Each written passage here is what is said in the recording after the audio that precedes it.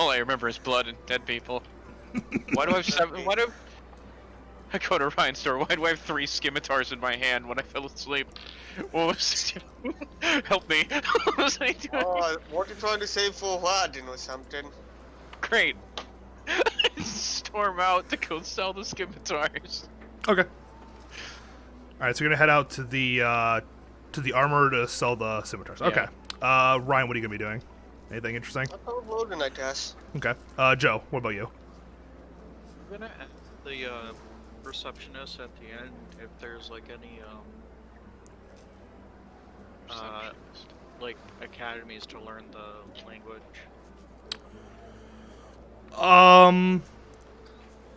Or if it's all in the North District, because the South District's really just marketing. She kind of gives you this like weird, like inquisitive look of like, not really confusion necessarily. She understands what you're saying clearly. It's just she's wondering, like, do you take out the object and show her, or how are you presenting this question? Well, I'm trying to learn a different language. Is there any place I can go to do that? So you're not gonna show her the object. You're just gonna ask her if there's a. Okay. Then in that case, she tells you simply that the best place, if you really want to go learn a different language, this town isn't for you. You're gonna want to go off to what's it called? Hang on, I gotta pull up the name of the city. I'm probably gonna write this down too. I would write this down. This is when you should probably write things down. Actually, hold on. Let me open up a notepad for. You can write notes within table tab, so you're aware. Yeah, I just have a thing. When you're ready. Where I put babbling on. There's a note, if anyone needs a blank note in the center of the board. Oh, yeah. I think you didn't do it in a different place, like right within it. If I remember correctly. Yeah. Okay, I'm ready. Okay. Yeah, there's a note, but you didn't click in the tab part. The city, which you can actually see marked by a star on the map, it's another one of like the seaside cities right here. It's this big star, on the map, like near where your player piece is. The city's name is Naxal, spelled Nacsall. Okay, thank you.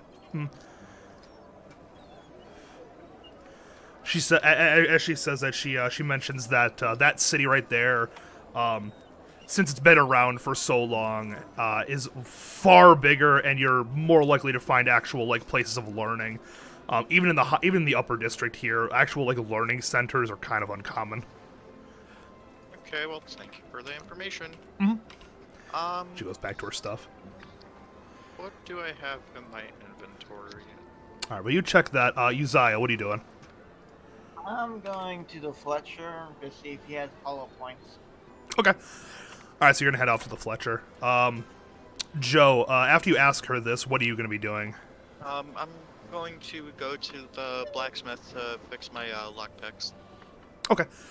All right, so we'll start back off with Logan. So Logan, you and Ryan both head off to the armor, walk in, and there is the same familiar face of the old woman standing behind the counter.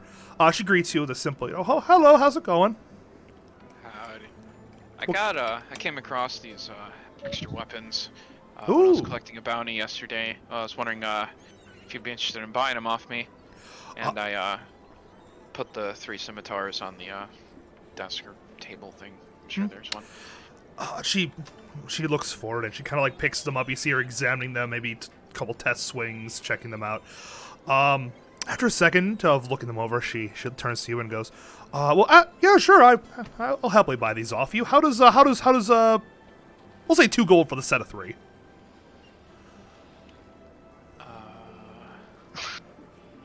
I'm gonna try to haggle the price higher. Okay. What do you want to try to haggle for? They're worth more. 10. 10? Okay. It's persuasion, right? Correct. 11. 11? 1 second. There's.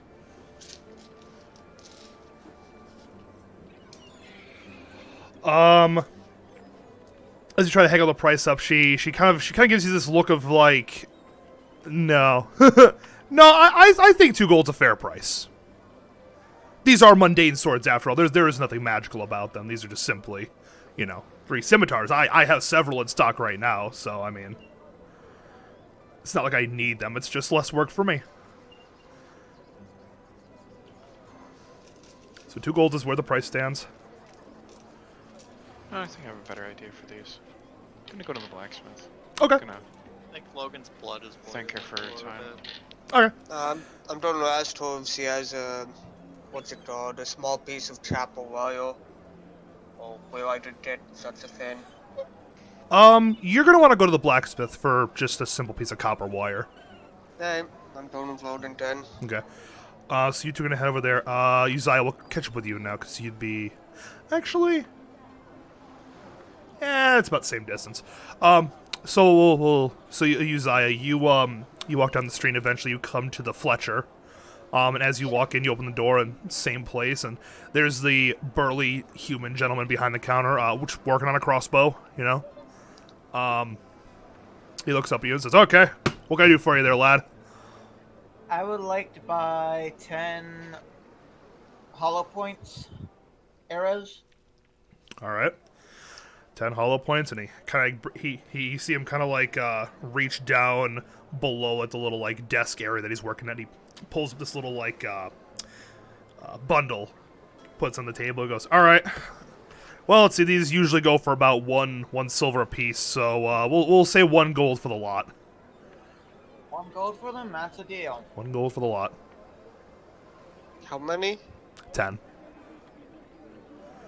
Oh, that's overpriced as all hell. I know. And so does Fletcher. I give him the 1 gold. Okay. So he takes the 1 gold, kind of gives you this look, stares at the gold piece, puts it in his pocket, sits back down, picks up the crossbow he's working on, and just continues to hammer away at it. So now you have 10 hollow point arrows. Congratulations. Now I'm going to probably either make them Reminds me of on past whatnot. mistakes. Sorry, what was it, Uzziah? I'm probably going to have to make them now, don't I? No. In the equipment area. Oh, in that? Yeah, you're probably going to have to write down the stats for them. Or at the very least, just write down their damage. They're not really going to affect, like... They're not going to be, like, unstable in flight like the blunt heads. How does a hollow point arrow work? Just like a hollow point bullet would. So instead of like what's it called? Instead of like a bodkin arrow, which would be like the other side of it, that's better armor piercing. The hollow point arrow, basically when it hits, it bursts and fragments. Like literally the tip of the arrow is hollow, so that when it hits something, it just kind of like rips and bananas and shreds. Sounds illegal. Okay. Oh yeah, they're nasty. They're nasty. So Joe, since you headed off to the blacksmith first, you're gonna reach the place first. You see 3 gentlemen still just kind of working about in the yard, and then there's the building proper. Yeah, they're just going about their day's business. I'd confront one of them, obviously, and ask if they could fix my set of lockpicks.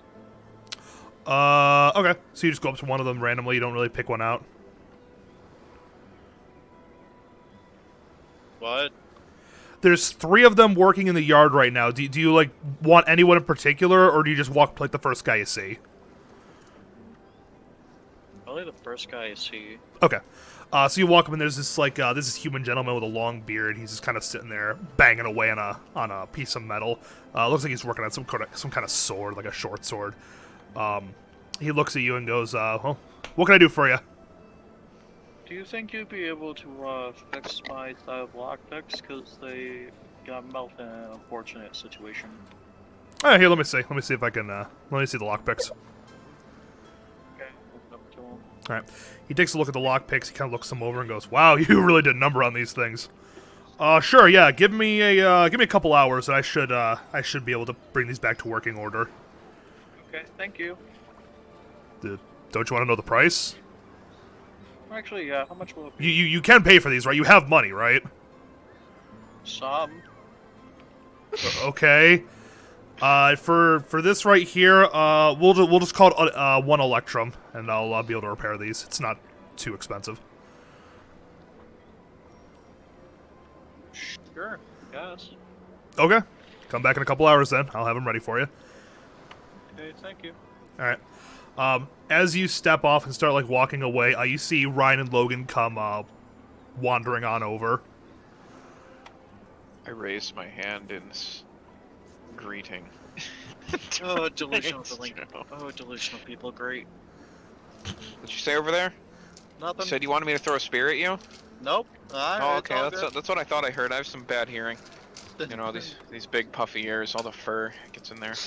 Oof. You dumb bastard. What'd you say? Nothing. You said you wanted a spear? That's what you said. Like, Start rolling for persuasion, Joe. Okay. Just kidding. You're dead. But Oh. John. No, Joe. John. You don't get a okay, so saving I'm throw. gonna walk up guy. to the same guy I saw him talk to, because I'm Okay. either thinking maybe that's the right guy. He didn't yell at John, him. Fair. I got a 21 for persuasion. You're dead, Joe. It doesn't matter. You're Anyways, dead, Joe. I'm say stupid. it, Logan. You're gonna go up to the same guy that Joe did. Yes. Okay. He looks up at you and goes, "All right. Oh, what can I do for you?" Okay, so I have 3 scimitars. That you They're do. not worth a lot, but if you smelted them down, right? How many like javelins could I get out of that? He gives you this very intrigued look as the words leave your mouth. Right? I honestly don't know. I never really smelted down a weapon for another weapon before. Here, let me see them. I hand them to him. All right. As he takes a look, he takes all 3 and puts them down. And just picks up one. He kind of like looks it over, kind of like just maybe in his head, like checking the dimensions of it. I might be able to, as long as all goes well. I should be able to get about, say, 2, maybe 3 javelins if I'm lucky out of it per sword. Okay. Okay. How much would that be for you to do that for me? Let's see. I already got some things I gotta do today, but you know what? We'll call it 1 gold piece, and I'll convert them all for you. Okay. Okay. Takes the swords and he puts them down. You can kind of see he has this little area. There's like several jobs he's clearly doing right now. He goes, "Come back at the end of the day, and I probably will have them done for you." Alright, thank you. All right, no problem. Is there anything you have to do, Ryan? Yeah, I'm just looking for a piece of trapper wire. Asked him. I Ah, asked him piece of copper wire. Sure. Just how big of a piece? Just a small one. You know what? Here, and he kind of like Gives you a tip. he kind of like he walks inside, comes back out. You see him carrying this maybe like a 4 to 5 inch long little piece of copper wire. He goes, here, it's shavings from a project I did about a month ago.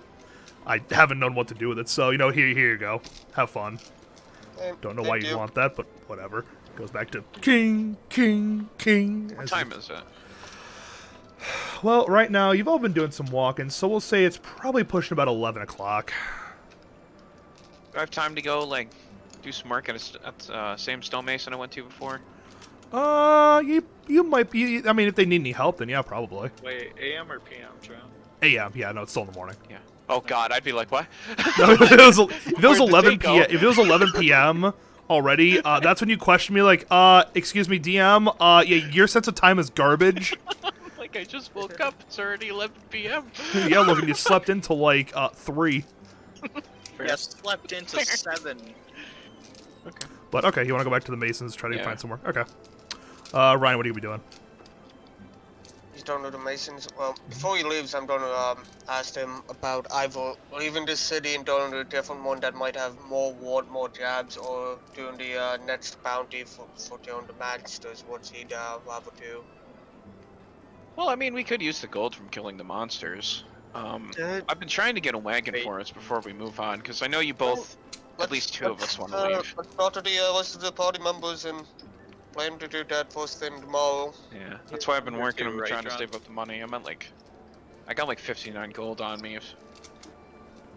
We all split it 3 ways. It shouldn't be too. Pretty sure we'd fucking also need to awful. buy a horse, and that's also. No, it was all. I mean, when I was talking to the guy, it was all in one. 75 gold, horse and wagon. So. Correct. Alright. Not a great horse, but it's a horse. Hey man, it's better than walking. It's alive and it has 4 legs, and it's probably not going to die in the immediate future, you think. I mean, you might get like 30 paces John out of just town and rolls that thing. John rolls every day. We travel with it like dead today. Let's see. Oops. What to do? Ryan, you checked the Alright, bounty I'll check. board, right? How yeah, dangerous that's a did good bounty. how dangerous did it say the next bounty was? I don't know. It was off on 150. That's all I know. Okay. Okay. I don't really know what to do, so I'll do what for what, I guess. Alright, that should be good. Let's head to Paul. At the bar, okay. Alright, Dad. Joe, what are you doing? The blacksmiths say 1 electrum or 5 electrum. To fix 1. my picks. 1. Okay. Yep.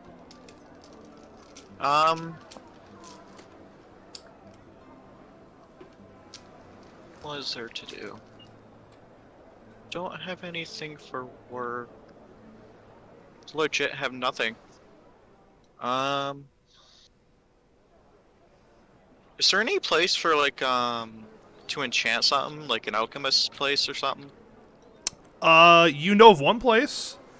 You know of one alchemist on the south side of town. Now I'm trying to think if it's a place I got caught at or something. I don't think I did. I guess I'll walk over there. Okay. Uzziah. You're just outside of the Fletchers right now. What are you going to be doing? Before I continue on my thing, can you make sure I did that correctly? Did what correctly? The arrows on Yeah, sure. D&D. On D&D Beyond? Yes. Yeah, sure.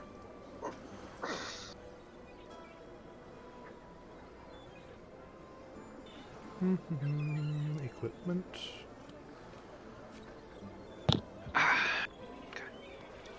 Correct. Oh, David will be on in about 40 minutes, he says. Claire is going to go to the Okay. bounty board to see if they We have a can tent get any more loading.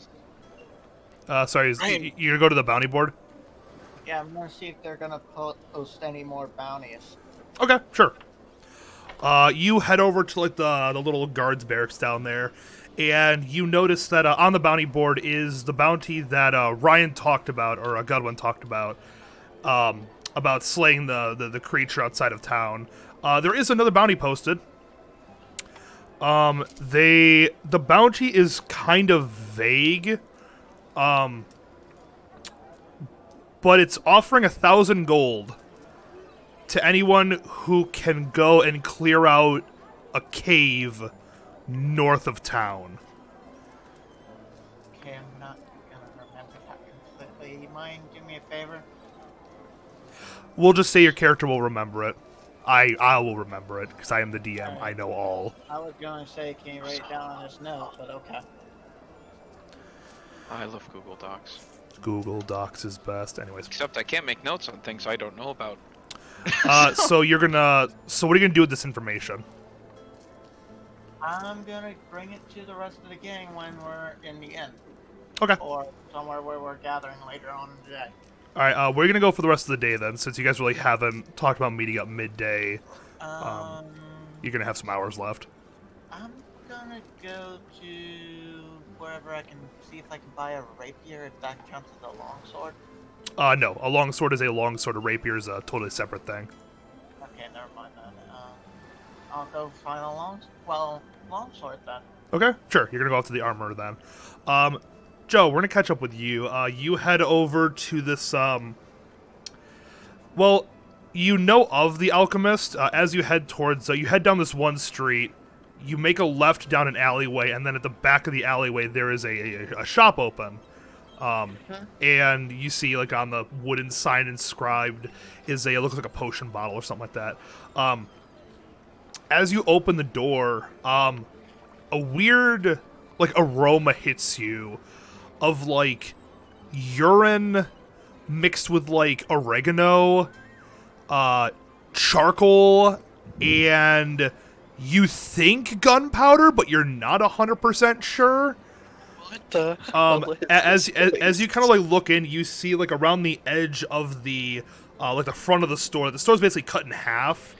There's the back half behind the counter. Then in front of the counter, you see all along the walls are shelves with different kind of brews and potions and a couple of like ingredients, like just a bunch of stuff for like what's called like potion making and alchemy, that sort of thing. And behind the counter, you notice that there is a goblin gentleman. Behind the counter, you see him kind of just like working on something.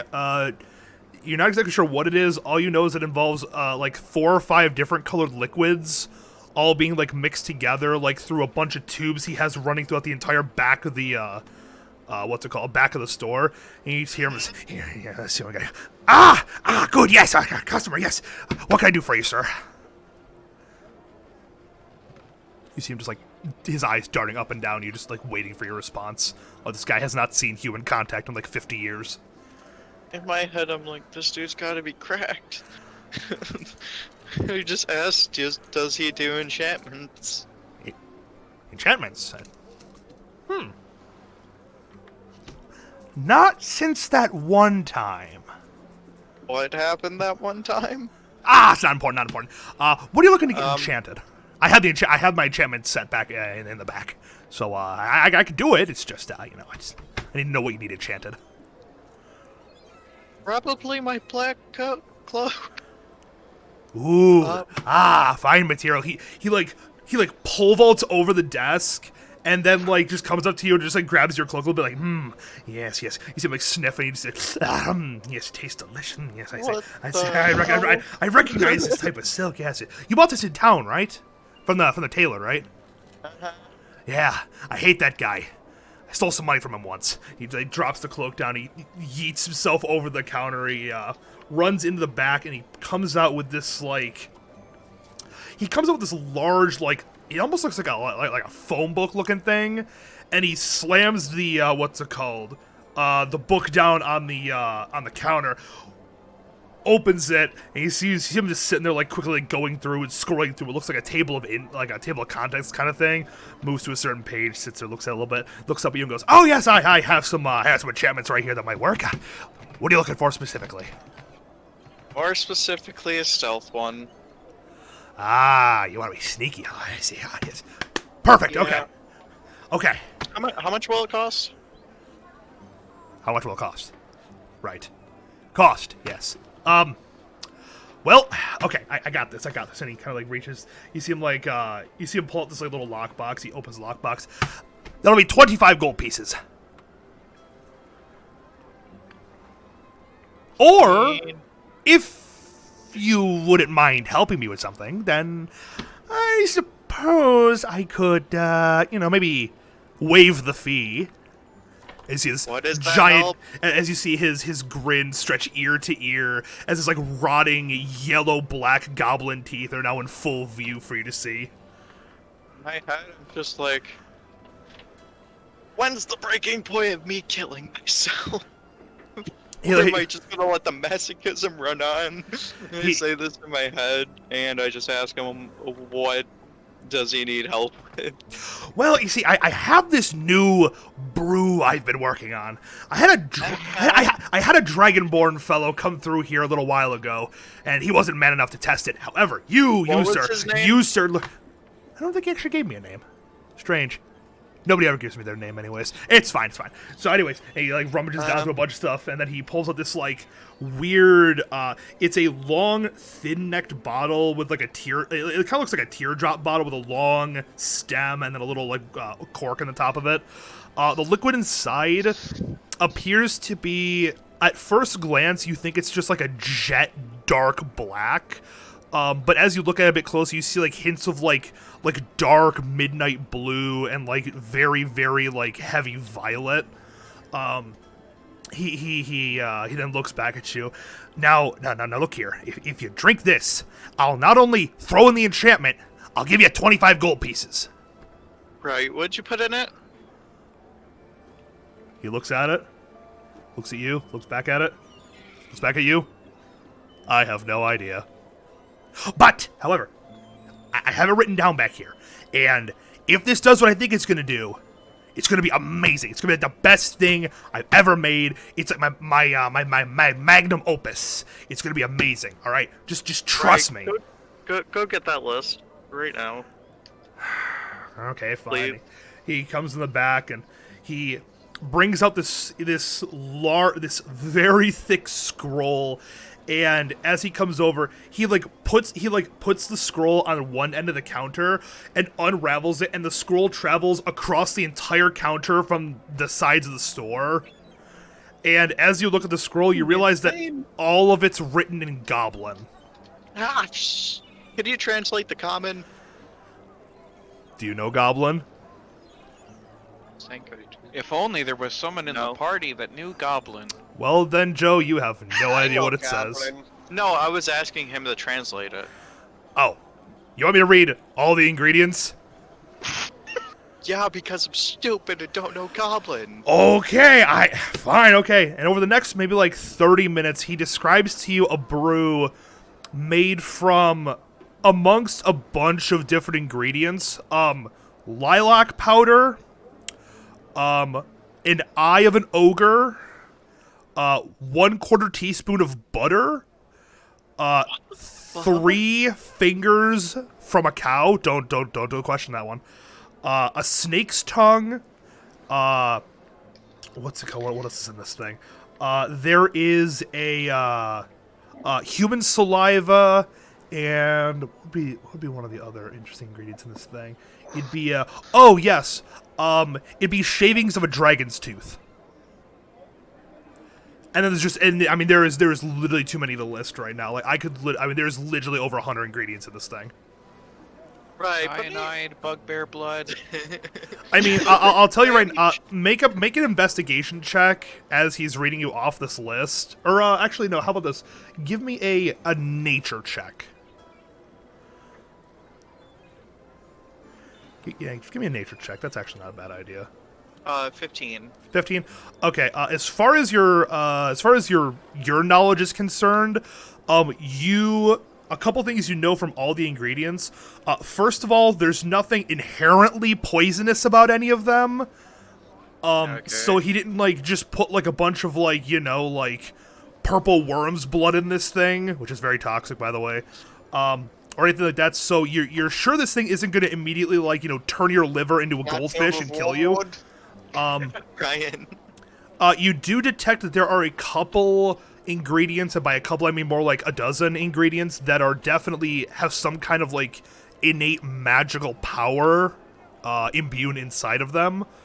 And then there's just a bunch of mundane items that you're not sure if he threw in there as a joke or if he got his shopping list mixed up with his potion ingredients or what, but they're there, and you have no idea what this thing's gonna taste like. I'm gonna ask him what was his plan. Was he trying to create for a potion plan? Oh, okay. Normally it's a secret, but I could tell you're interested. And if I tell you, will you drink it?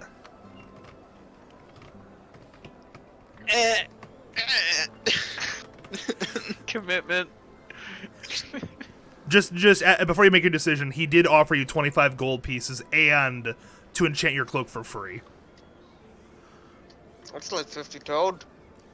It sounds like you should drink it. To the bit, I guess. Okay. Good, okay. So the secret is that this potion right here will turn the user completely and utterly invisible. Okay, see where you're going with this. Mm-hmm. But not any kind of invisibility, okay? Basically, what he describes to you is he is trying to make a potion of greater invisibility, which, if you don't know what it is, greater invisibility is a spell that allows the caster for, I believe the spell duration's 8 hours for the actual spell, and it allows the user to be invisible and perform actions as well. So you can cast spells, make attacks, and do things like that while remaining cloaked for the full 8 hours. Regular invisibility, it uncloaks the moment you do an action. Greater invisibility would allow you to perform actions while invisible. Okay. If this potion works, do you think you could maybe throw another one in there? Make a persuasion check. And actually, let's make a persuasion check with disadvantage, and I'll tell you why in a second.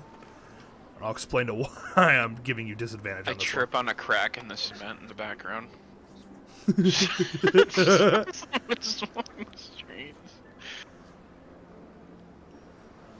So, Joe, what'd you get?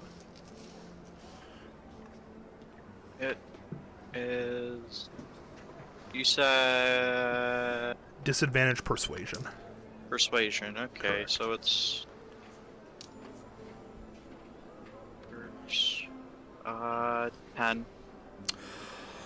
As he hears you say that, he goes, well,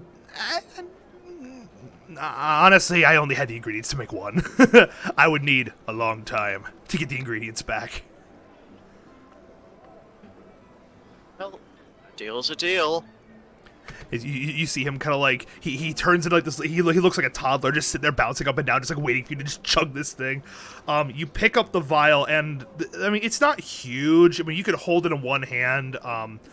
You're pretty sure you could shotgun this thing in one go, so you uncork the bottle, and you put it to your lips, you swing it up, and as the liquid hits your tongue and begins to go down your throat, to describe the taste of this liquid with all of its ingredients, I will do my best.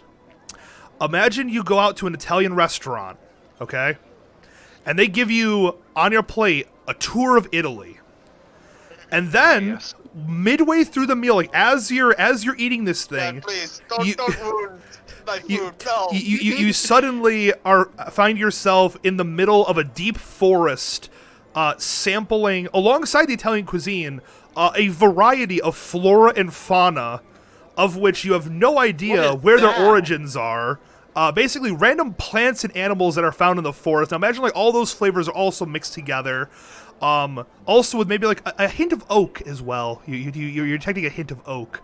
And then, on top of all that, you then mix in the contents of a storm drain that has gone uncleaned for the past 150 years in the center of Detroit.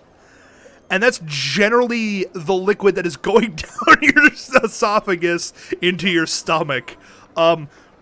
So, first off, Joe, I need you to make a Constitution saving throw right now to see if you actually keep this liquid down, or if the first thing that happens is you just vomit on the floor. But yes, I'm sorry, Ryan. It's just it's the ingredient. 10. That's with modifiers? Uh-huh. Okay. You as the liquid like hits your stomach, you slam the bottle down. You clutch violently the what's it called, the desk in front of you, and as you do, you try with all of your strength to keep it down. Technically, you keep it down, and by technically, I mean you straight puke in your mouth, but you keep it down like a man. I mean, you barely keep this stuff down. Shut the hell up already, John. Just get on with it. As you keep it down, you notice a couple things first. First of all, once you get over like the taste and the fact that you just drank this mysterious like mystery liquid, suddenly and inexplicably, you feel your whole body begin to tingle.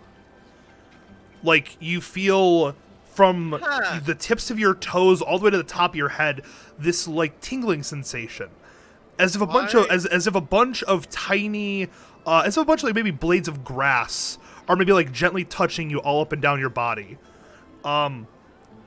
You as this is beginning to happen, Okay, I explain everything to him. Oh yeah, no, that's fine. While doing this, as you are, he has this he puts on this pair of glasses and he has this little notepad. He's jotting down every word you're saying as this is happening. After a few moments, your body begins to feel light, as if you're losing weight. You know, if you're going through imagine going through a huge diet plan, but instead of losing 30 pounds in 3 months, you're losing 20 pounds per quarter second, until eventually your body is completely and utterly weightless. You feel as if you jumped up, you just kind of rocket through the roof. But as you move around, your body still has mass to it. I feel like I'm dead. After a couple minutes, you suddenly find yourself, your mind specifically, begin to feel a bit foggy, as if you're tired. But you slept well last night. And then foggier and foggier, as if a fog bank is rolling over a small town by the ocean. And then after about maybe 3 minutes, suddenly, Joe, your mind goes blank. You feel relaxed, as if you're sleeping.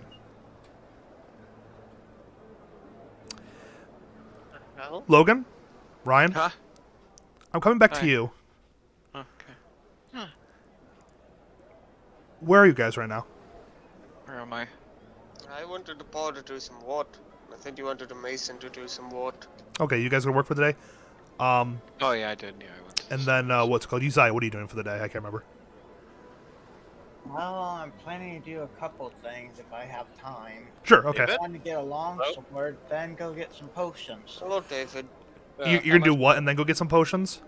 I was gonna get a long sword and then get some more healing potions if I'm able to. Okay, so what you're gonna do is you're gonna head over to the Fletchers, then you're gonna go to the Alchemist. So you go over to the armor, same old lady, she greets you, hello, how's it going? And then she offers you, you're looking for a basic longsword, right? A decent one. You don't want an enchanted one or one made a special, you just want a longsword. Yes, just a basic, Okay. decent long sword. One? Yes, just one. Just and one. I'm trading one of my daggers for it as well. So it'd be selling a dagger and then paying for one. Oh, you're gonna trade in a dagger and some money for the longsword? Yes, that's my plan. Oh, okay. That changes things drastically then. The longsword is gonna only run you 5 silver after trading in one of your daggers. Alright, so I give her 5 silver and one of my daggers. Okay. She thanks you, hands you your longsword, so now you have a longsword. And then you leave her. You eventually figure out where the alchemist is. You head down the same back alley to the alchemist potion shop, and you enter the potion shop. You notice a couple things. First of all, you see the goblin owner that I described before.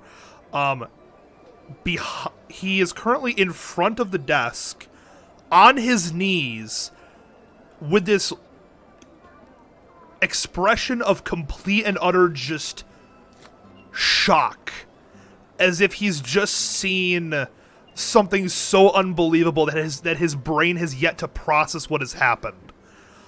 In front of him, about maybe less than a foot away, you see a perfect circle of green grass in the center of the floor, surrounded by the wood. All over that patch of dirt and grass, you see several different kinds of flowers, different colors: white, pink, blue, orange. Cool. All of them shimmering with this seemingly mystical energy that is visible. After a second, the shop owner, the goblin, kind of snaps out of it, looks up at you and goes, look, I didn't do it, okay? I didn't do it. I didn't know this was going to happen. I swear I didn't know what was going to happen, okay? I didn't know. Please don't call the guards. me into I came a in to buy some flower potions, but bed. before, because of that reaction, please tell me this wears off. Wait, what do you mean? Please tell you what wears off. He has the goblin if it wears off. If what wears off. Whatever you've done, Whatever he I would did. like to know whatever you've done wears off. He looks down. He looks up at you and goes, I have no idea. You want some potions? Here. He runs over to he runs over to one of the display cases. Goblins. He grabs 2 healing potions, runs over to you, goes, here, take them and leave, okay? You were never here, please don't tell anybody. Please, I swear, I didn't mean to do it. I don't know what's gonna happen. Oh my gosh, I need to leave town. And suddenly just books it out the door and runs. Just kicks the door and just out. He's gone. Okay. And you're currently standing there in this room with 2 healing potions in your hand, like regular healing potions. Okay. You found my cloak, please should pick I it go up. Get the others. That's what I'm thinking. So wait, you're gonna get the others? I'm thinking that might be a good idea. Okay. Logan, you're there, working away at the, what's it called? The mason, when suddenly you see, Palar come running in going, yeah, I need your help. Something happened. And the look on his face is both confusion and worry at the same time. Which one of us? Which one of Certainly us? both. Which one of us? You know what? You probably don't know. Where is it? What? The What's going alchemist shop, there's a whole bunch of flowers and grass where there shouldn't be. There's. Okay. Well, what was supposed to be there? The floor. You came all the way here. He basically To was tell me that there's panicking, grass on the gave me floor. 2 potions, and ran out. You And don't know about that. You don't know what the tablet did or why it was so concerned. Yeah, all you know is that there is grass where it shouldn't have been, and then he handed you 2 potions and ran for his life. So Logan, what you hear is that the potion maker did something that was so weird or crazy or whatever that he handed this schmuck 2 free health potions and then ran. That's what you're getting out of this. Okay. Hold on. I'm gonna go walk over to whoever I report to when I come to this place. Okay. And tell them I gotta leave early. I think one of my friends literally became a pile of grass because I can't leave them alone for 5 minutes. He goes, he kind of gives this weird look of like, and I literally, I swear to God, I wish I was lying to you, sir. Like, it was dumb as shit. Oh dear. Oh dear. Here, he hands you 5 silver and goes, you were worth it. Come back here anytime. Just, you can leave. Thank you. Okay. Bring me to the alchemist, because I have no idea where this place is. Let's go. Maybe I'll figure it out. Okay. Are you guys gonna go get Ryan, or are you gonna head right to the alchemists? Because you did say you wanted to get both of them. Oh, yeah. that depends. How far away is the other one?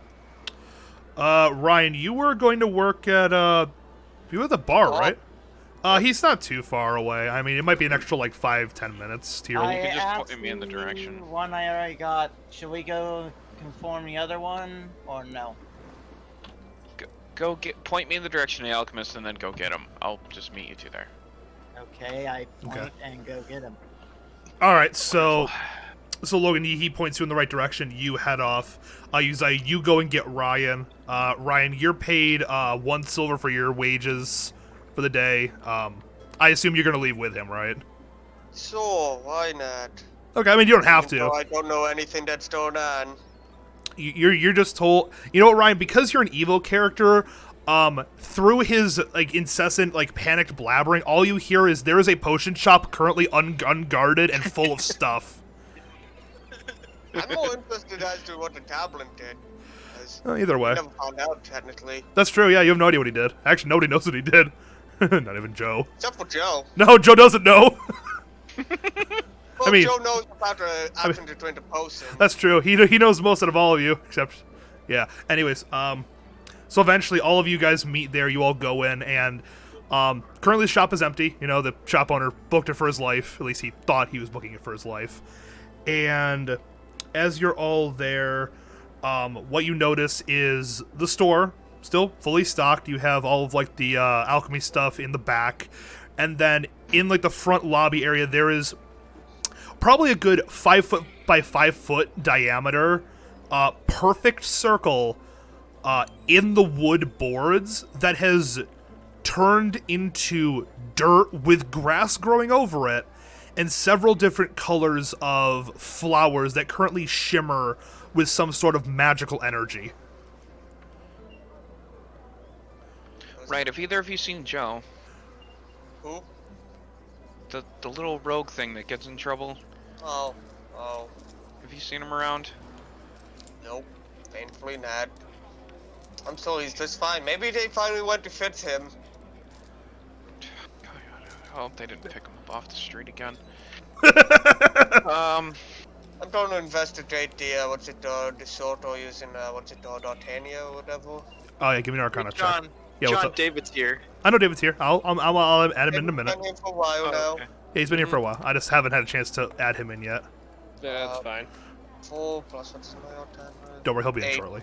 8. As best you know, Ryan, from your innate knowledge of the arcane, what has happened here, is something very. It's interesting. You've never quite seen something so perfect and yet something so wrong. You don't know the details, but you do know that whatever has happened, the grass here, the floorboards were not transformed into grass. The grass was brought here. Like this is not a transmutation spell. This is some sort of transportation spell that is triggered here. And somehow the goblin has brought a chunk of land from somewhere, and you assume that the wooden boards, the flooring that was there, is now somewhere else. Interesting. I poke it with the blunt end of my spear. Okay. I'm going to approach the store. See if I can find any clues to what the hell happened here. Can I have a chance to say owie? Not yet, Joe. Not yet. You'll sleep, Joe. So you're gonna so Logan, you go on ahead. You take your spear, and as you poke the dirt and pull the spear back, you notice that the dirt sticks to your spear as it would, and as far as you can tell, like it doesn't react. You just stick it in. It's not like an illusion. So your spear actually does stick into it, and it leaves a little cut in it. No, the blunt end. Oh, the blunt end? Okay. I didn't want to just start stabbing it. I don't know what this is. I will. So, okay, either way, blunt end. You poke it in, and it leaves a hole. Doesn't repair itself. It seems to be dirt. It's just like a chunk of dirt. Ryan, go ahead and give me an investigation check as you check tree man. As you check the back of the store. 10, and what is my investigation? Plus 2 is 12. Okay. As you investigate, you come across like the giant scroll with all the ingredients. And while you look at this, oh wait, do you speak Goblin? I do speak Goblin. You do speak Goblin, okay. As you look at the list of ingredients, a couple things stand out to you. First of all, you notice that, obviously you notice that the scroll was like out in the open. So you can conjecture that whatever has happened here probably has to do with that scroll. Also, you notice that as you investigate, you find the clipboard. I guess it's a clipboard, more like a diary of what was happening. Like the what's it called? The things Joe was saying during this whole encounter. What you notice is that what is written down here is an account told by Joe. And you know it's told by Joe because Joe has a very unique way of speaking. And again, Joe isn't like super like knowledgeable about like magical things. So you can pretty well wager that this would be, it looks like it's written by Joe. Do I find his cloak, by the way? You find nothing. There is no accessories or any. Didn't he take his cloak off to like give it to be enchanted? No, he had the cloak on him. He was Wait, about no, to. I thought the dude took the cloak from me. You said it. No, I said he grabbed it for a second, like he was examining it, but the cloak was still on you. He was going to enchant it after it was over, so you just had the cloak on you when it happened. But no, we now know it was Joe. You do know that because the account sounds like Joe, but it's written in Goblin, and you know that Joe doesn't know Goblin. So you kind of put 2 and 2 together with it. Since however, I can read Goblin, I was like over his shoulder. Yeah. I'm telling you. Yeah, I was like, however, the what's it called? The scroll, however, is what intrigues you even more, as first of all, it says at the very top of what? Can everyone like roll Arcana check to like figure out what the effects of this would be? By the way. You're gonna know when you read the scroll. What you read as you read the scroll and as you read the ingredients is at the very top of it. You see the words greater invisibility potion prototype written in Goblin. And as you look through the list of ingredients, like you in general know like common potions, invisibility, healing. You know how to make them. You just don't necessarily have the ingredients or the supplies or the equipment to manufacture a potion. But since you've been a magic user for a while, you generally have ideas of like very common potions, as anybody in your field would know. You're no expert on it, but you have like general like steps that like make sense.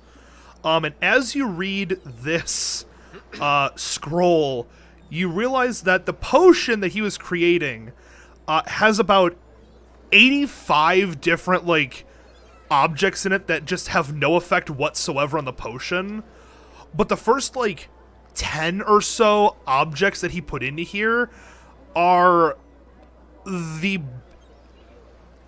it's a very it's a very odd type, but you generally gather that whatever this potion is some sort of transport potion, like a teleportation potion. And the one thing you know is that this is not a planar transportation potion. So you gather that wherever Joe is, he's still in this plane of existence. I tell the other people that are here. so we drank a potion. And teleported away. So as far as you know, he drank the potion, and within like a 5-foot radius of him, everything just teleported with him, including the floorboards. Remind me to get a leash. Ryan, remind me to get a leash. We can't. I keep trying to let him wander around by himself, but it just, I'm trying to give the dude independence, but it's not working out, and I'm getting a leash. Now the only thing, Ryan, that you find very interesting is that most teleportation potions don't just they usually just teleport the user. This potion's very unique in that because of all the random junk shoved into it, I guess you could say the accuracy of the potion was skewed, and it transported. Technically speaking, it transported the location that Joe is now currently standing at. Like, the dirt you're looking at with the flowers is exactly where Joe is right now. But the location instead swapped. So you can imagine that where Joe is right now, there is a perfect sphere, like a 5-foot diameter, sphere of, like, wood planks that is now permanently and magically fused with the ground somewhere, wherever it teleported him. Can I try to figure out what kind of flowers they are? Yeah, sure. Give me a nature check. 10. 10 with modifiers? Yeah, because it's a negative Can I 1. aid him in that to give him Sure. advantage or anything? Yeah, go ahead, roll advantage. You guys are already in my mind. 14, because it's still negative 1. Okay, 14, not too bad. You have a negative 1 on it? Oof. I have a Um, negative 1 on mine, intelligence. on my constitution. the flowers themselves, as you look at them, they are not super common. After a little bit of looking at them, you do remember something from living in this area for a while. That there is a place where flowers similar to this grow. And that place is the deep woods over here to the west. this dense wooded area over here, there's a specific spot in the middle of this woods over here where my pointer is.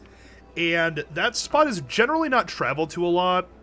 And the only reason why is because while 90% of the forest is very mundane in existence, there's about 10% in the dead center of it that is magical in some way.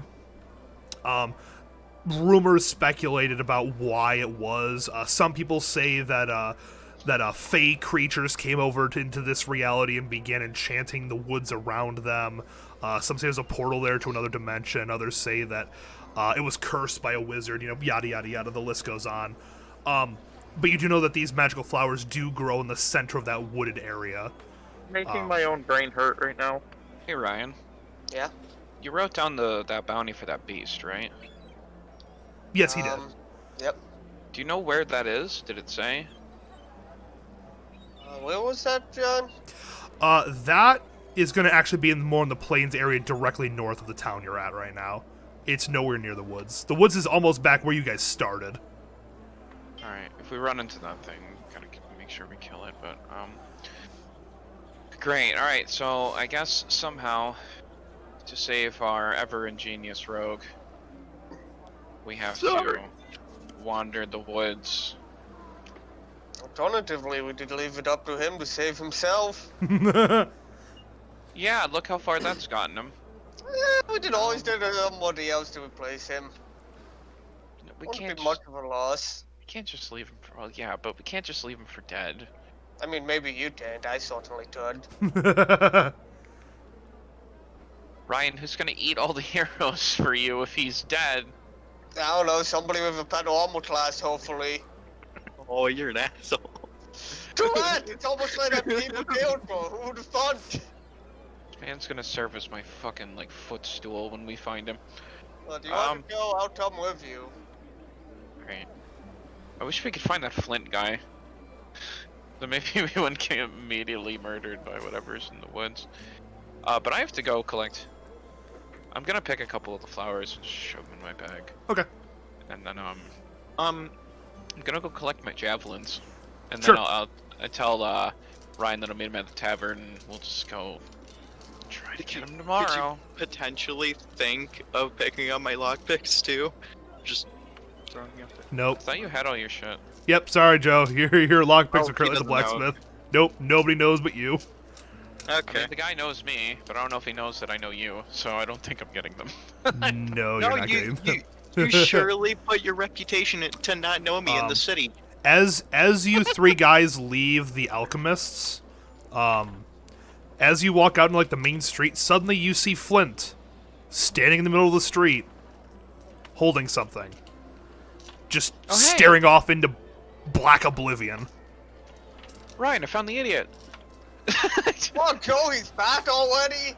No, please, damn it, the other so one. Flint. Yeah, Rock Skull.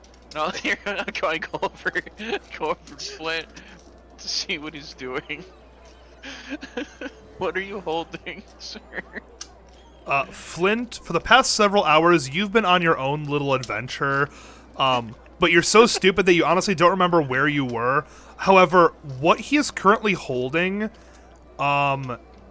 is what appears to be some kind of glass jar, like a large glass jar. Like we're talking maybe a 2-gallon glass jar, and in the middle of it is a what would it be? What would it look like? Give me 1 second.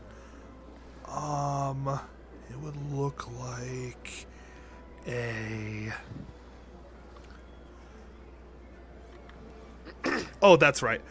It appears to be a humanoid hand.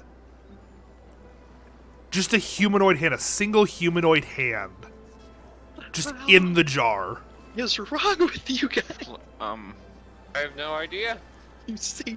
Right. As you look at it for a second, suddenly the hand jumps to life and appears to want to, it gets up on its fingers and, jumps at you.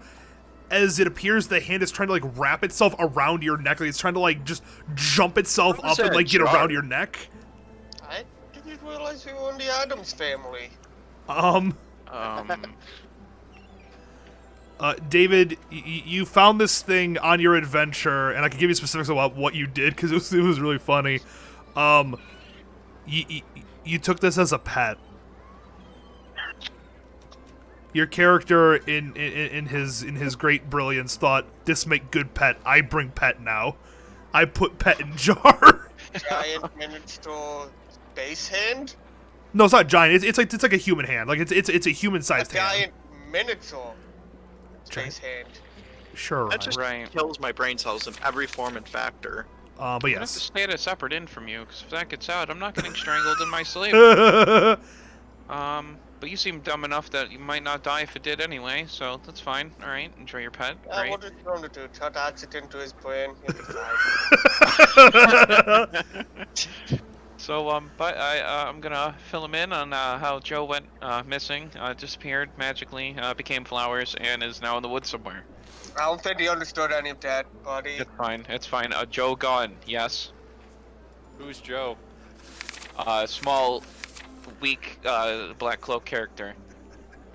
Pincushion? Yes, pincushion. Pincushion. Earned your pincushion. The pincushion. Yes. We have to save pincushion. Again. Again. All right, so are you guys gonna go back to what are you guys doing now? I mean, I was I'm fine going with to leaving blacksmith. whenever. We don't have to. What was it? I have no idea what time it is. What time is it? Yeah. What's it called? Right now, it is about. It's pushing about 3. I'd like to head off to the Emporium place, like someplace that sells like general like weapons, like low-level weapons and armor stuff. Yeah, the armor. Okay. Yeah. I'm gonna write a note on a piece of paper. Okay. That is the name of the inn that we sleep at, and give it to him. Okay.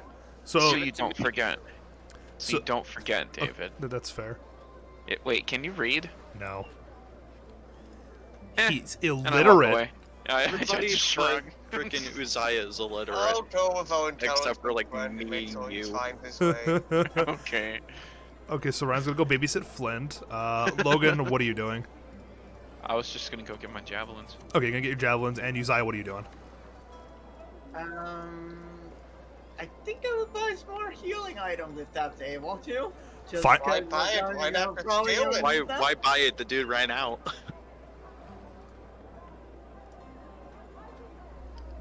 I have a feeling we're gonna need healing items, so. Yes, but there's Yeah. nobody to sell it anymore. Just taped it.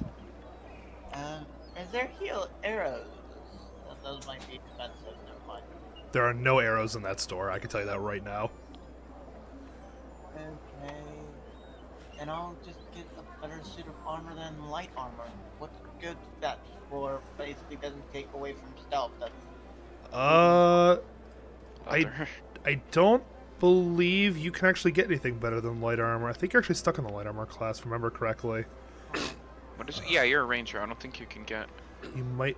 Oh no, you Unless can. you can No, get I know medium. you can do medium. I don't think medium gives you a disadvantage to stealth. It I think might. some of it does, doesn't it? Let I me. think it might be check. the What's back the at link? time. Because I think chains technically considered medium. Was that heavy? Chainmail's heavy armor. Chain And is also no chain. chain. A chain shirt is medium. Chain mail is heavy. And then there's a breastplate and like hide Uh, for medium. I'd imagine hide wouldn't give a disadvantage. I did also imagine the scale, chain would give yeah. it. though. I don't know how expensive that would be. A chain shirt. Well, it's basically scale mail, which is basically left between leather and either iron or steel. It's basically any kind of metal, it says. Yeah, scale mail is gonna run you about 50 gold. It's gonna be expensive. Dang it, I just wanted something to increase my armor a little bit, but I guess I don't have any chance of doing that right now. Yeah, armor is expensive. Weapons are pretty cheap, but armor is pretty expensive. Can food be healing items or no? No. Okay, then. Can I buy an antimatter rifle? Yeah, go ahead, Logan. Once it's invented, give me maybe a couple decades. You'll get there. Pretty much, I don't know, go get a meal. Sure. Okay. So you're gonna head back to the inn and go buy yourself a meal. Go on ahead. So that's gonna be 2 copper. I legit put in my notepad, do not drink random potion concoctions. Okay. So what's it called? So Ryan and David, you guys are gonna go off to the armorers. But alright, just to be, I wanted to go to like, I can't remember who went there before, but like a place that sells like low-level like weapons and maybe some armor. But I'm more interested in weapons right now. Yeah, that's the armor. Yeah, you're going Alright, there. just making sure. Yep. It's called an armorer, you know. I don't want to look stupid. No, you're good. You're good. Wait, but you are. No, so you walk into the armors, and there's the same old lady that's been running it since you guys have got to town. You know, she's still there. Surprisingly, unlike everyone else in town, she's still here. So what are you looking for? Javelins. How many? How about 5? 5 javelins? Yep. 1 silver apiece. Okay, I will buy those. Okay. I also ask if she sells any, if either she sells any ribbon or if she knows somewhere where I can purchase some ribbon. That would probably be the tailor if you want some ribbon. I thank her for the information, and I will now be off to the tailor. Okay. You head off to the tailor and greets you, asks you what you want. Ask him what he has in the way of ribbon. What? Just like colored ribbon? Yes, I want something brightly colored, probably a red. How much? You mean like as in length? Yeah. Let me think. How much are we going to need? I'll take 6 feet of red ribbon. Okay. 6 feet of red ribbon. We'll chalk up to like, we'll say 2 silver. Purchase it. Okay. You now have 6 feet of red ribbon. Alright. So I'm gonna head back to the tavern to get some food now. Okay, so you're gonna head back to the tavern. Ryan, you're following him. Logan, you said you wanted to go, so you go back to the blacksmith. You pick up your javelins. Mm-hmm. Are you two gonna go find a meal, or? Yeah, I should probably go eat. Okay. Let's see. Wait, how many? It was like 2 for each sword, right? It was about 2 per sword. So 6. Okay, Yeah. Cool. Baba booey. Okay. Fuck these darts. Okay. So you're gonna head off to the tavern and find some food. Yep. And while that happens, I'm actually going to move me and Joe over to the other Discord for a minute. We'll be back. Don't worry. Hi, Joe. Hi, John. So, Joe, we're gonna rewind time back a bit. Now, I know Logan's the editor, so he'll kind of hear this part, but that's okay. I know, Logan, you won't cheat too badly. I know you won't, because doesn't mean you're gonna be able to do anything with the information I'm about to give you. So, Joe, you after all the feelings I described to you before about how your body kind of just went numb with weightlessness, you suddenly snap back to consciousness as if you just woken up from like a deep slumber, and you find yourself in the middle of a forest. Currently, right now, it's about noon, about midday, and you have all your equipment on you. As you look down, there is a perfect circle below you where you're standing, 5 foot in diameter, of oak boards that has currently replaced the dirt and presumably plant life that was right in that particular spot. And as you stand there, you are in the middle of a forest all alone. There is nothing around you except for trees and plant life, and that is it. You have no idea where you are, except that you were normal trees, though. Give me a nature check. Give me a nature check. See if you can identify the. See if you can see these trees are. 12. As far as you know, these are in fact normal trees. You know, oaks, maples. But there's something off about them. Not exactly sure what it is. It's not like they're like secretly monsters or anything like that. It's just more of a something feels slightly off about them in their presence around you. You know, normally you sit amongst the trees, and trees are trees. They're boring. They're mundane. But these things, they almost have a presence about them, as if. I mean, obviously they're alive. They're trees, but as if they're a bit more alive than a normal tree would be. Can I inspect them? Sure. You wanna? Yeah, At go least ahead. one of them. Yeah, you can get up closer and give me an investigation check. What do I have for my investigation? I don't remember. It's 11. Okay. As you investigate the tree a bit more, you run your hands up and down the scratchy bark of the tree, and as you do, the one thing you notice above all is that the bark is a lot softer than most trees. Like, it's almost kind of fluffy in a way. Like, it's not quite as coarse as tree bark, but it feels almost like a blanket, like a rough blanket. And as you get a bit closer, you notice that the bark itself, normally, like a regular tree, the patterns on the bark would be very random, sporadic.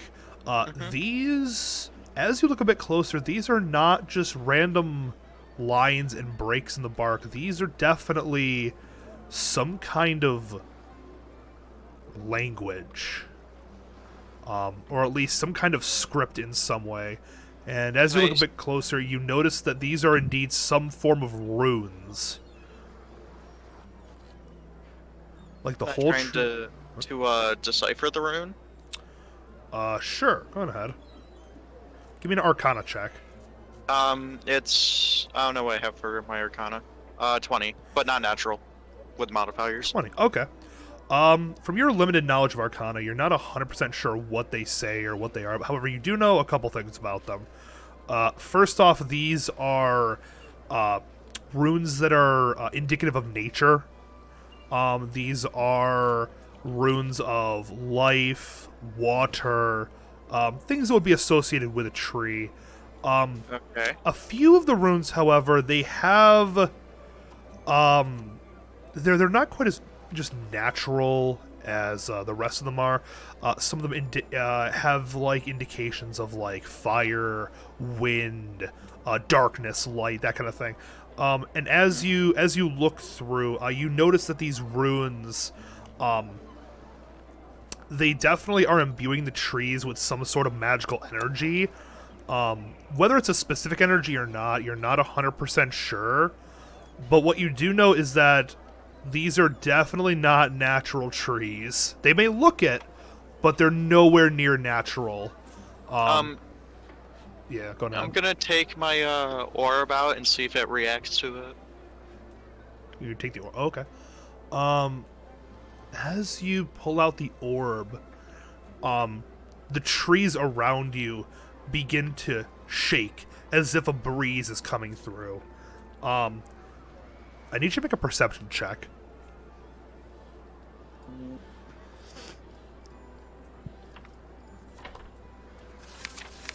Oh. Okay. Where's your roll? That's a 25. 25? Okay. Nat 20. Nat 20? Mhm. Okay. Give me a second. Yes, here we are. As you're standing there, you suddenly notice, out of the corner of your eye, and you turn around, and you notice 5 figures approaching you. They stand about human height.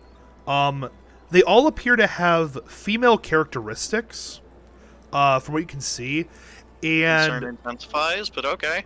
their skin appears to be almost wooden in texture, and their hair and clothing are natural tree leaves. The entities step forward, and the first one comes up to you and speaks and asks, "Why have you entered our forest?" Am I in range of, like, actually seeing the wooden circle thing? Yeah, no, absolutely, yeah. It's like in the middle of a small clearing in the forest. I explained to them of how I drank a potion. I basically fell asleep and woke up here. Oh. Interesting. And you see two of them go over and examine the circle around them. They begin to mutter to themselves. As they do, they what's it called? The one that's talking with you. She looks over at you. So, you don't know how you got here. What is that? What is that orb you have? I had one of my friends examine it, and apparently it's in the celestial language. Celestial. Mm-hmm. Oh, the language of the gods. Yep. May I see the word? You could see but not touch. Okay. As you turn the orb, she inspects it, looking at it, and after a moment of her examining it, she looks at you very, I guess you could say inquisitively. Which means... She's very wondering about you right now. And then she asks you, where did you get this? I found it in a chest that, the rune said heat on it, so I took one of my arrows that I have that I can actually light on fire and stuck it through the lock and it opened. She looks at you and she goes, okay, well, this item is disturbing our magic. We need you to leave this forest immediately. Why is it disturbing your magic by any chance? You see, the magic that we use is very natural. We draw our energy from the planet, from the earth. That thing draws its magic from another plane, another place.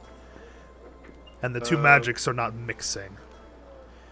Okay. If I tell you what the word means, will you promise to leave here in peace and not destroy or disturb the forest?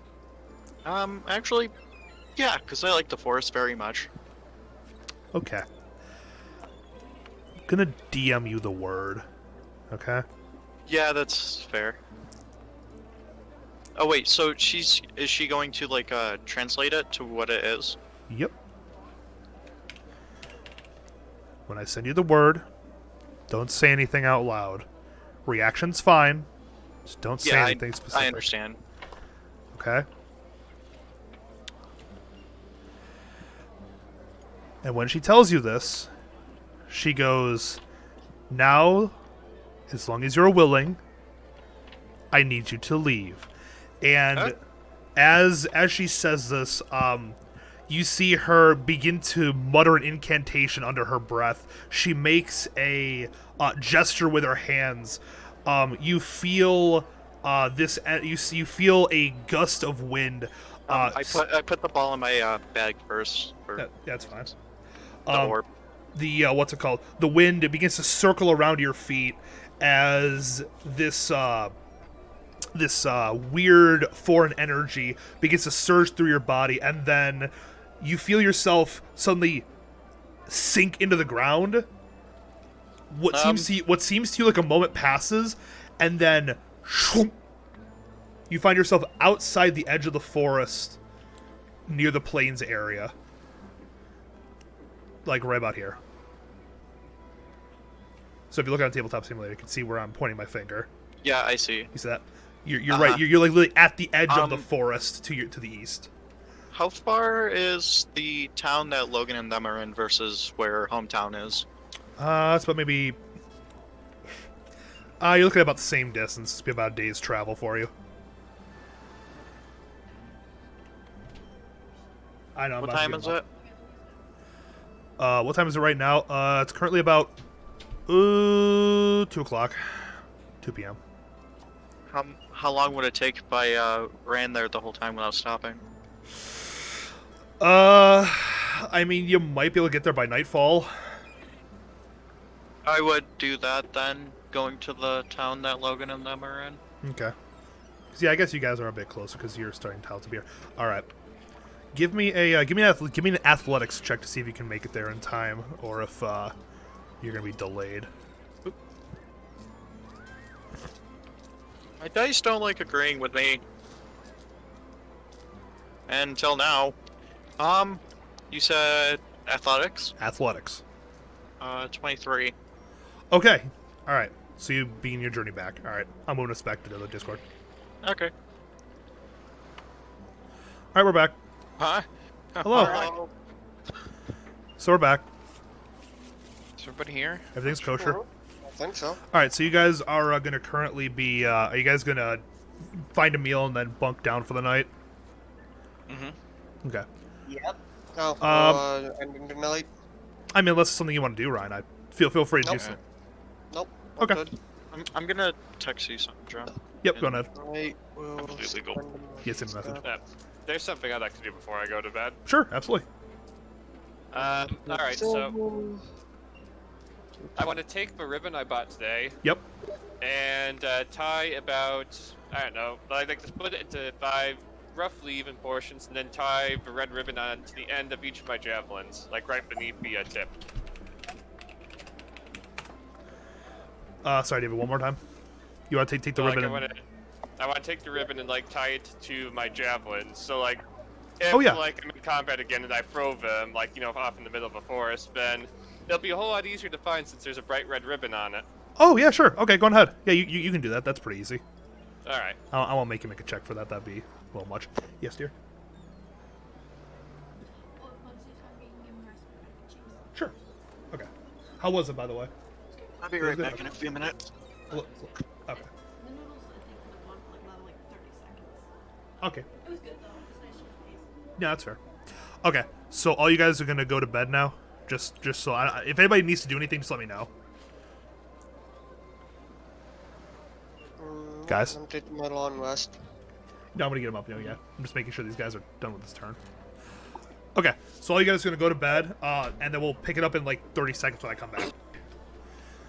The Bubsy did not desire food. Okay, so as you're all sleeping, at about we'll say 2 a.m., 1:32 a.m. Joe, pick one of them. Just pick someone in the party.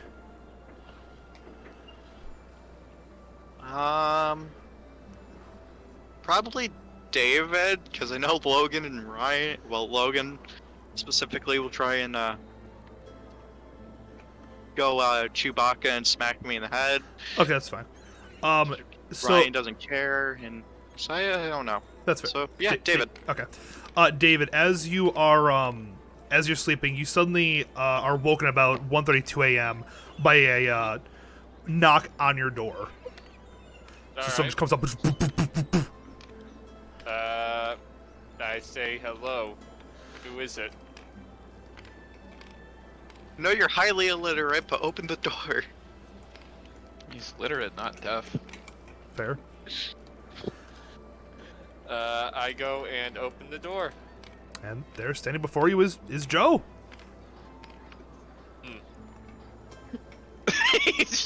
David shuts the door. Just Hello? Right, so you want to know what happened? Well, will you remember it if I tell you? Maybe. Busy memorizing poetry and such. Not much room in my mind for other things. You want me to put it into... Shut up, Sean. Shut up. shouldn't have gone to the stupid one. Shut up, Sean. Shut it. I didn't say anything. Do you want me to put it in a dumbed down simplified form for you? It's probably the best way to communicate with David. Who are you? You sure you don't want to go find somebody else, Joe? As DM to player, you might want to go find somebody else. I want to find someone that's not a fucking idiot to talk about your But I problems. mentioned, you look familiar. But I'm like, oh wait, you see me run back into the room and rummage around in my backpack.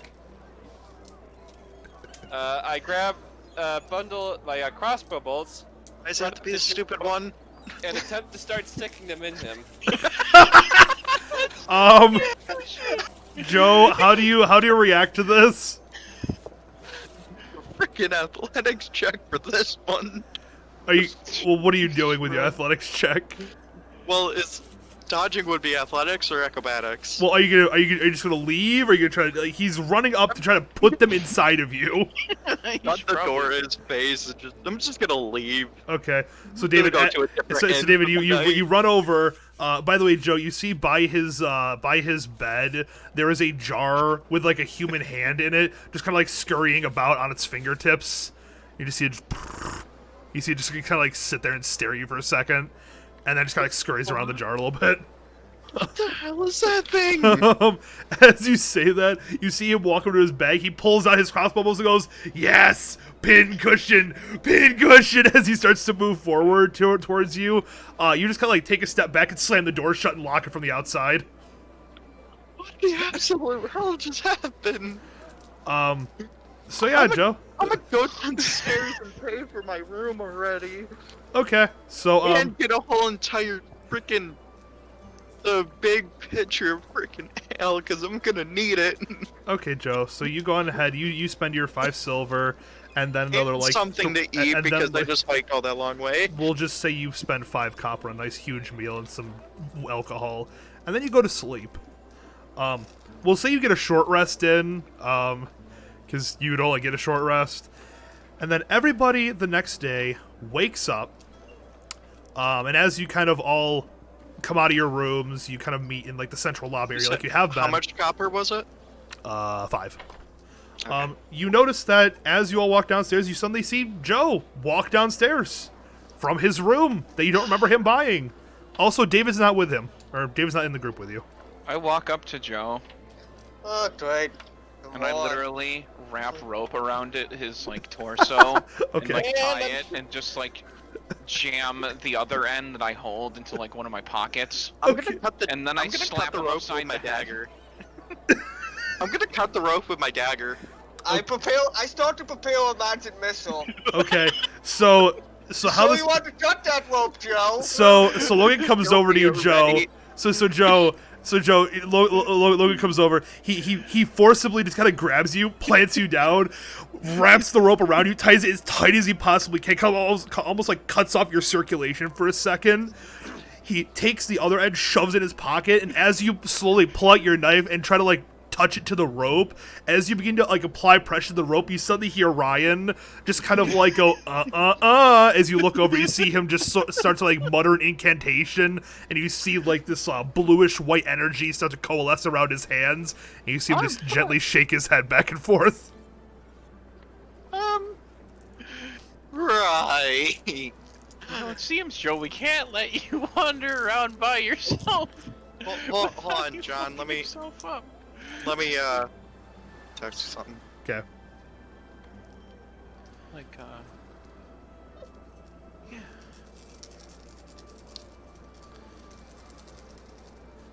You know what? I've already got you partially tied up. I'm just gonna tie you up the rest of the way. I mean, yeah.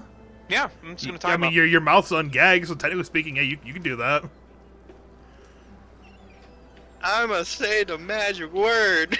Okay. Okay. So Can't he yell racial slurs no, in the here, bar. so here's what happens. By the way, David's not here. I just want to point this out to everybody. David's not in this group with you. As you're tying him up, you almost go to like tie him up more, and suddenly you hear Joe yell out the top of his lungs, "Ball!" And as he says that, his backpack begins to glow with this really, really bright blue light that kind of like melts through the outside of the bag and begins to fill the room. As he does so, the energy kind of like dissipates after a second. Everybody make a perception check. Except me. Except for David, because you're currently indisposed Sorry, of. David. What was that, Ryan? crit fail. Crit fail? Okay, that's fine. And everybody else? 18. Okay, 18. Perception. I just want to know how much am I adding or subtracting to what we just rolled. You are gonna add for your perception 4, so add 4 to your roll. There you go. So what'd you I get? got 22. Uzziah, what'd you get? 1. I can't hear him. He's like breaking Me up a little neither. bit. Did he say now 1? It's 21. If Oh, you 21. heard me. 21. Perfect. Okay. Okay. Everybody that didn't like crit fail, you look over to like the left side of the room, and standing there in like kind of like the middle-ish part of the room. Let me come up with a Wait, description hold for on. this. Yeah. Quick second. Did you say the orb burned through my bag? No. Well, what I was trying to describe was the light from the orb bled through the the- bag to the okay. point where you could like see it, like it filled the room.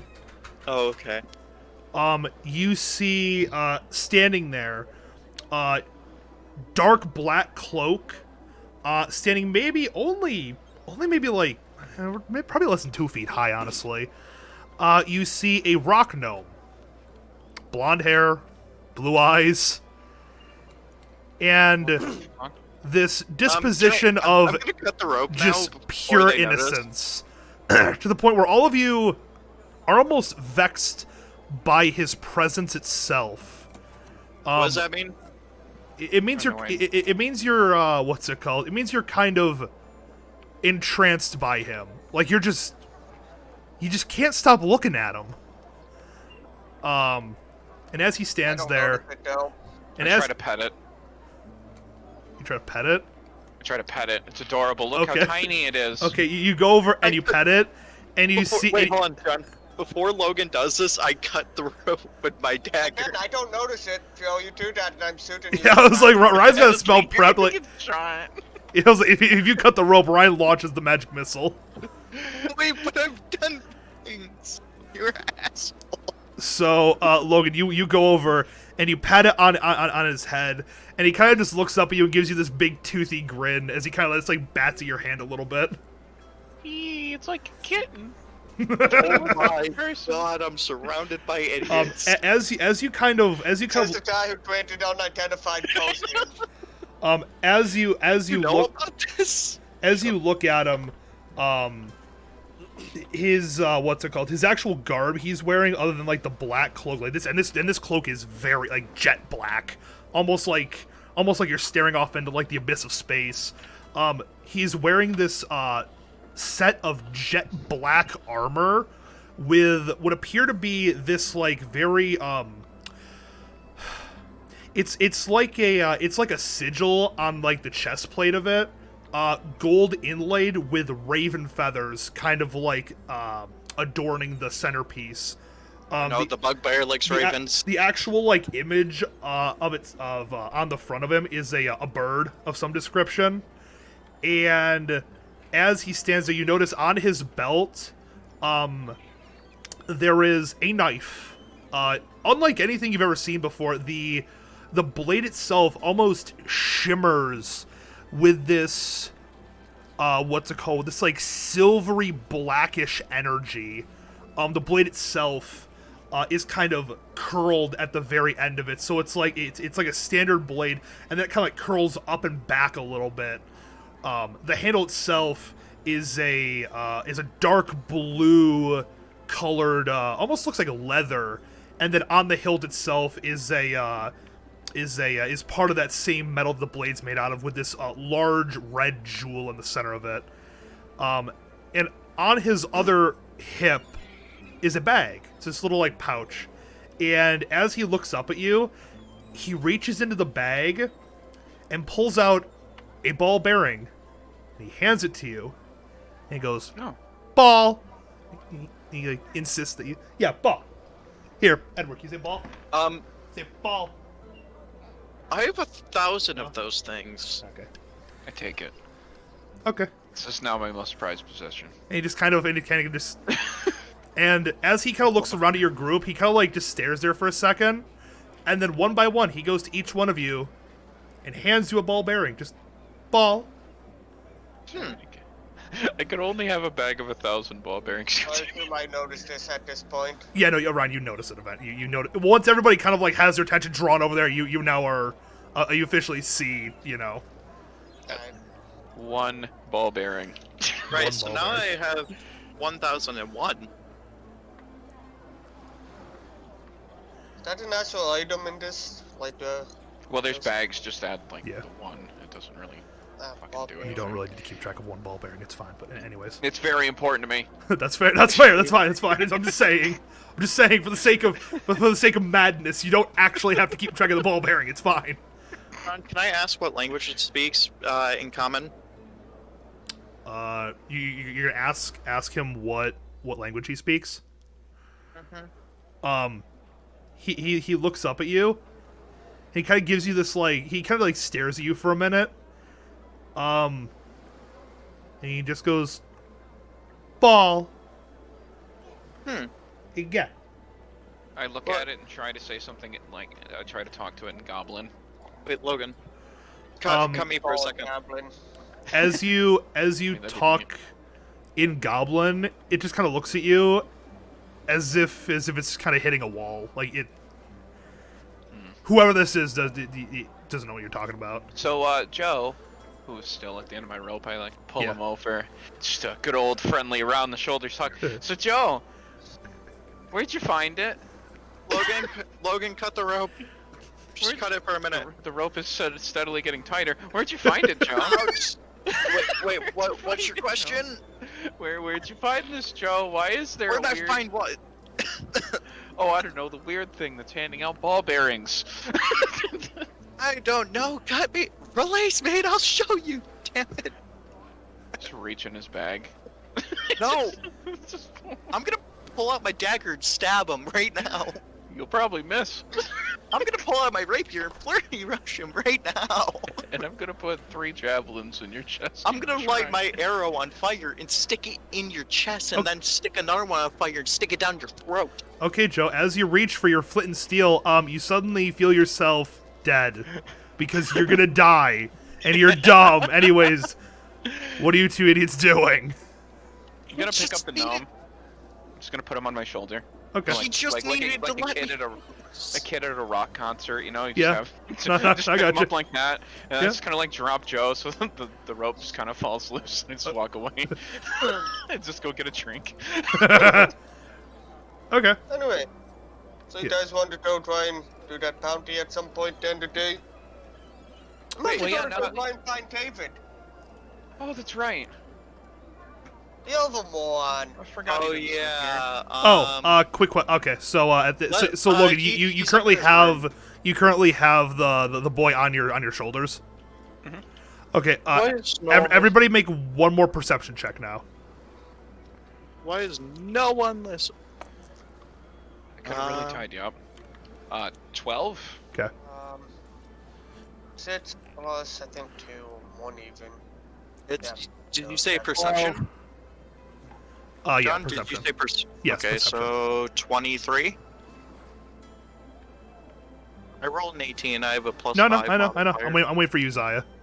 No, Oh, he got he said Nice. 12. Said Oh, he's- 12. Sorry, I don't know why I don't know why I'm not hearing him come through. That's weird. Anyways. Okay. So yeah, none of you see it. Logan, as he's on your shoulder and you're walking around, you suddenly look back at the group. You're like, oh, I wonder where David is, and then all of you kind of suddenly have this weird sensation about you, and suddenly the little boy's gone. Nobody saw what happened. Just I gone. get Wait, but- noticeably more I did- depressed. I did 23, John. You had to beat a 27 that time. What? Kid's gone. I just kind of hold the ball. I'm just I'm holding gonna the go ball unlock bearing. David out of his room. Okay. You're gonna go unlock David out of his room? Yeah, I'm gonna I hear Joe unlock mumble it. this to himself, and I'm like, you're gonna what? Well, no, Logan, you don't hear him mumble this. You just see Joe walk up the stairs. Joe, you unlock the door, you Okay, open the door, and then Technically beat him first since I was already told to. oh, you were going to David first. Yeah, I said before as Logan went to get a twin that I was told to go to find David. Okay, well then you'll both go at the same time then. You both walk up there, and Joe I'll just unlock the door and open it. Yep, Joe. You see, as you both walk up there, and you see Joe almost like he knew about this, just kind of like reach forward and unlock the door. The door opens, and Hello? David, Hi. what are you doing? Well, I woke up, found the door was locked, and so I'm just, I don't know, sitting, just writing stuff on a piece of paper. Oh, okay, None of them can read. correct. Most Yes. people can't Wait, read. why is he writing on a piece of paper? He's illiterate. Exactly. It doesn't mean you can read it. It just means he's writing. Well, you see, you can imagine that if he's illiterate, he's just writing random words in Primordial that none of you are probably ever going to be able to read. No, it's not primordial. I have no idea how to write that. Oh, then what are you writing in? Sylvan. Oh, Sylvan. Oh, okay. Take a step back, just to make sure nothing happens. Okay. The room explodes. I mean, he's I'm just... a bit focused right now. What would I have to roll to actually notice that the door opened? Going ahead and, what's your passive perception? 14. Okay, yeah, you would notice the door opening then.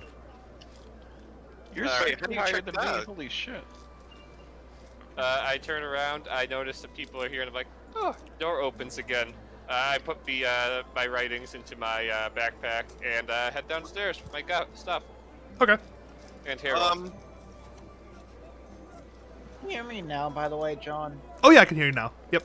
Hey, Leaving the party fixed it. Good. We're good. Logan, why'd you roll that?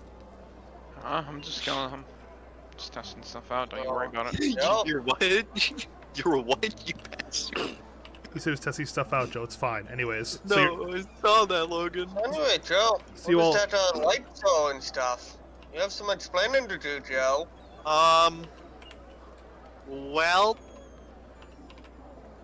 I mean, you are gonna tell everybody else, so that was the orb. Uh-huh. And, you remember that potion I drank, which I believe you're, suspected to, helping with it? I didn't help with No? nothing. Guess what? The goblin said that a, Dragonborn came in. That's Yeah, we got the racist. top. That's That have to racist. do with anything. Joe, I'll just point this out. There are several Dragonborns in this city. It doesn't necessarily mean it's Ryan. I mean, you could make that assumption just because you just don't trust Ryan. But I mean, What's me going to the potion shop have to do with anything? What's that have to do with you being dumb enough to drink potions that you don't know the effects of, Joe? Did he ask you to drink it by any chance? Huh? Yes, probably everybody who goes in. And I bet most people go in all dumb enough to drink it. Did he say the anything to point? you about drinking it, though, after you refused? It's probably tried to make many people drink it, Joe. What's your point? Never mind. Glad he Later. finally found somebody dumb enough. Honest, I am. And Drinking my that's newfound how you sorrows connected away. to it. Well, anyways, you remember that potion that I drank? It actually teleported me. I woke up in a forest, saw runes, and thought the orb may have been connected to it, and 5 weird wood ladies with leaves for hair asked me what I was doing there. Said, I don't know, I woke up here, what's wrong? And they analyzed the orb, they told me to get the hell out, and told me what the word was. Am I hearing any of this? yes, David, you're hearing all of this. Yep. I asked Hearing them that if he too? caught any of their names. Wait, what? They didn't tell me anything, David. I say pity. Might have known them.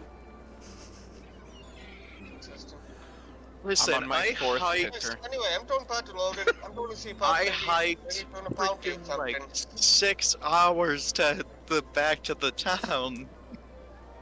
I'm impressed you made it, honest I am. Okay. So you're gonna head down there and talk with Logan about the bounty. Are you gonna tell him about what Joe? Well, I'll tell him everything. Okay.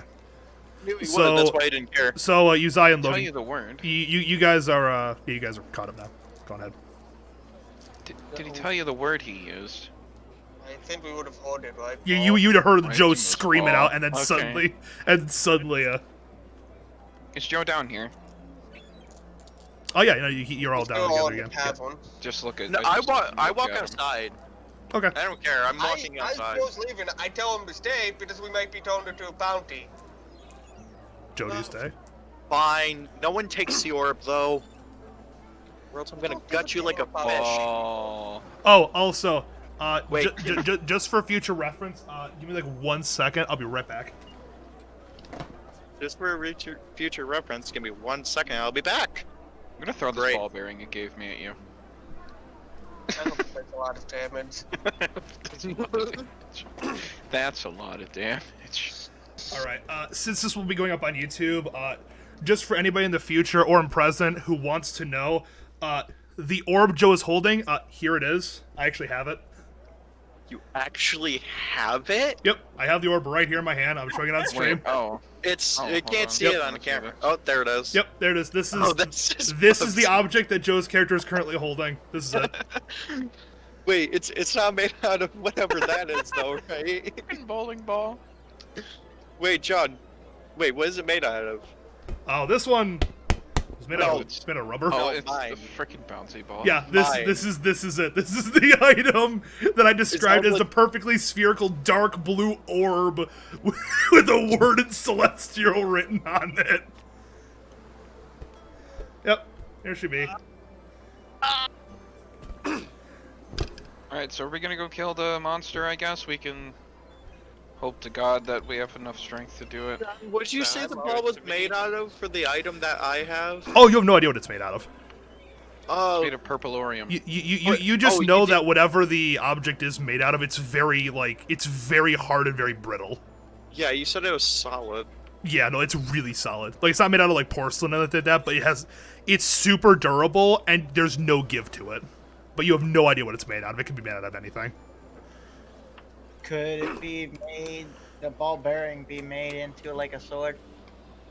The ball What? bearing is like the size of it's like maybe like a half an inch in diameter. Dang it. Those are some large ball bearings.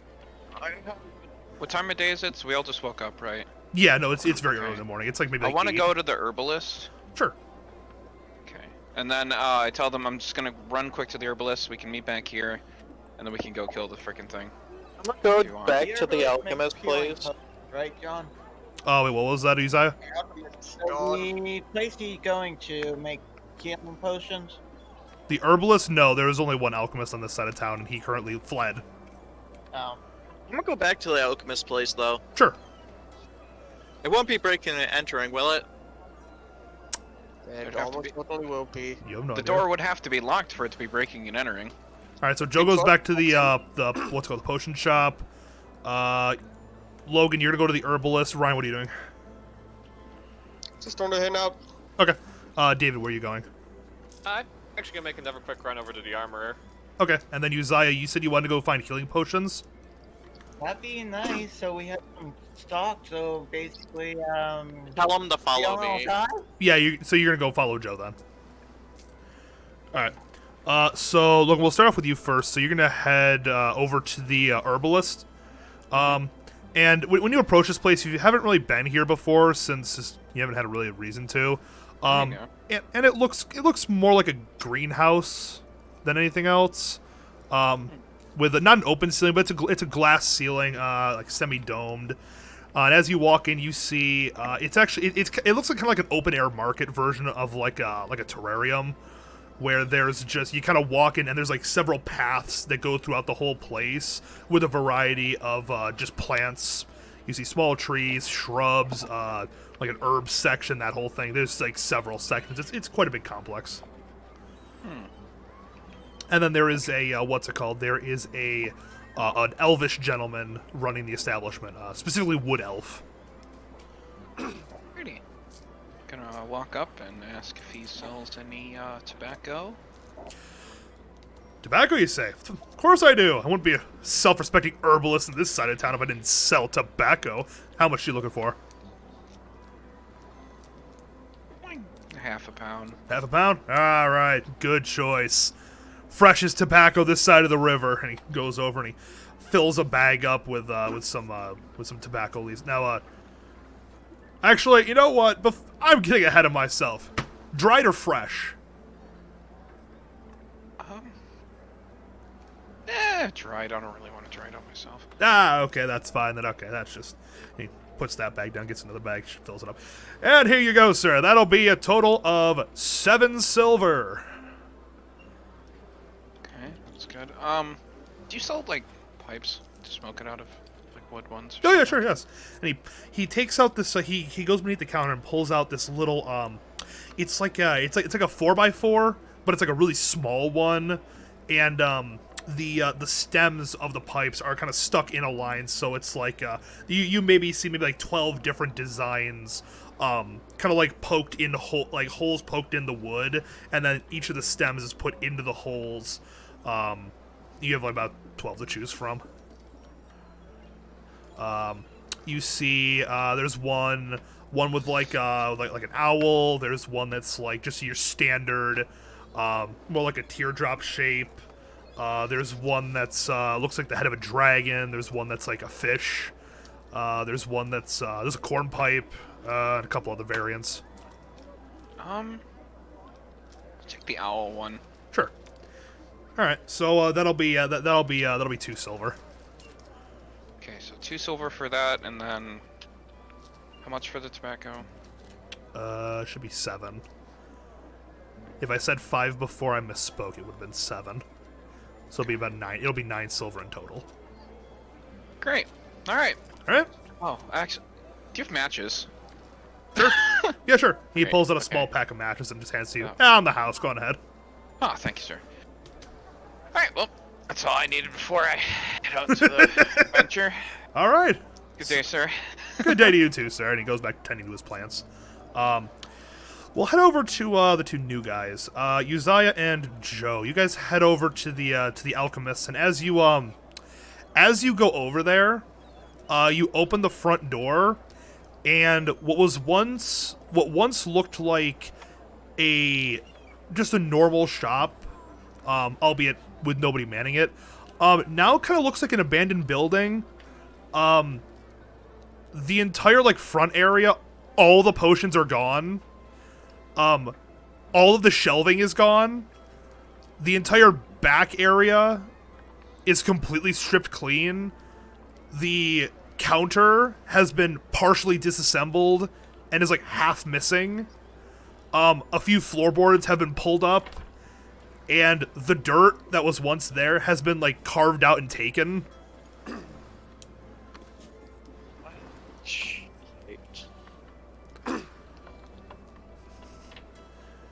You gather that this being like the slums of town, that once word got around there was an open store with an open door, people were very quick to get freebies. And there's no other alchemists. That is not on this side of the lake. There isn't, or a river. Sorry. I know. I mean, technically lake too, I guess, but either way. Would there be any scrolls on how to make healing potions? No. Place is stripped clean. You might basically all that's left in the store is one window because all the others have been stolen. Like the walls themselves, because you couldn't really take them without the entire building like collapsing, and like half the floorboards. So unless you want some 2x4s from the floor, you're getting nothing out of this place. I have an idea. Sure. Since that this was a cheeky goblin, Yeah. I'm going to check for any secret areas in the building. Roll investigation.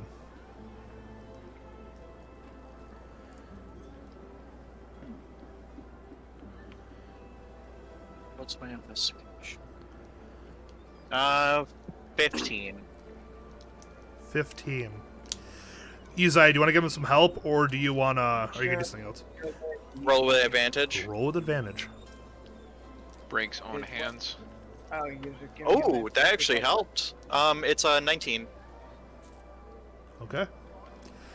Joe, as you go around to the floorboards, the ones that are left, in the back corner of the store, pretty dark place, you kind of like are checking all around, looking at the walls, and then all of a sudden you step on a floorboard in the back corner, and you feel it give just a little bit more than the rest of them. And as you go down there, you notice that the boards themselves, there is no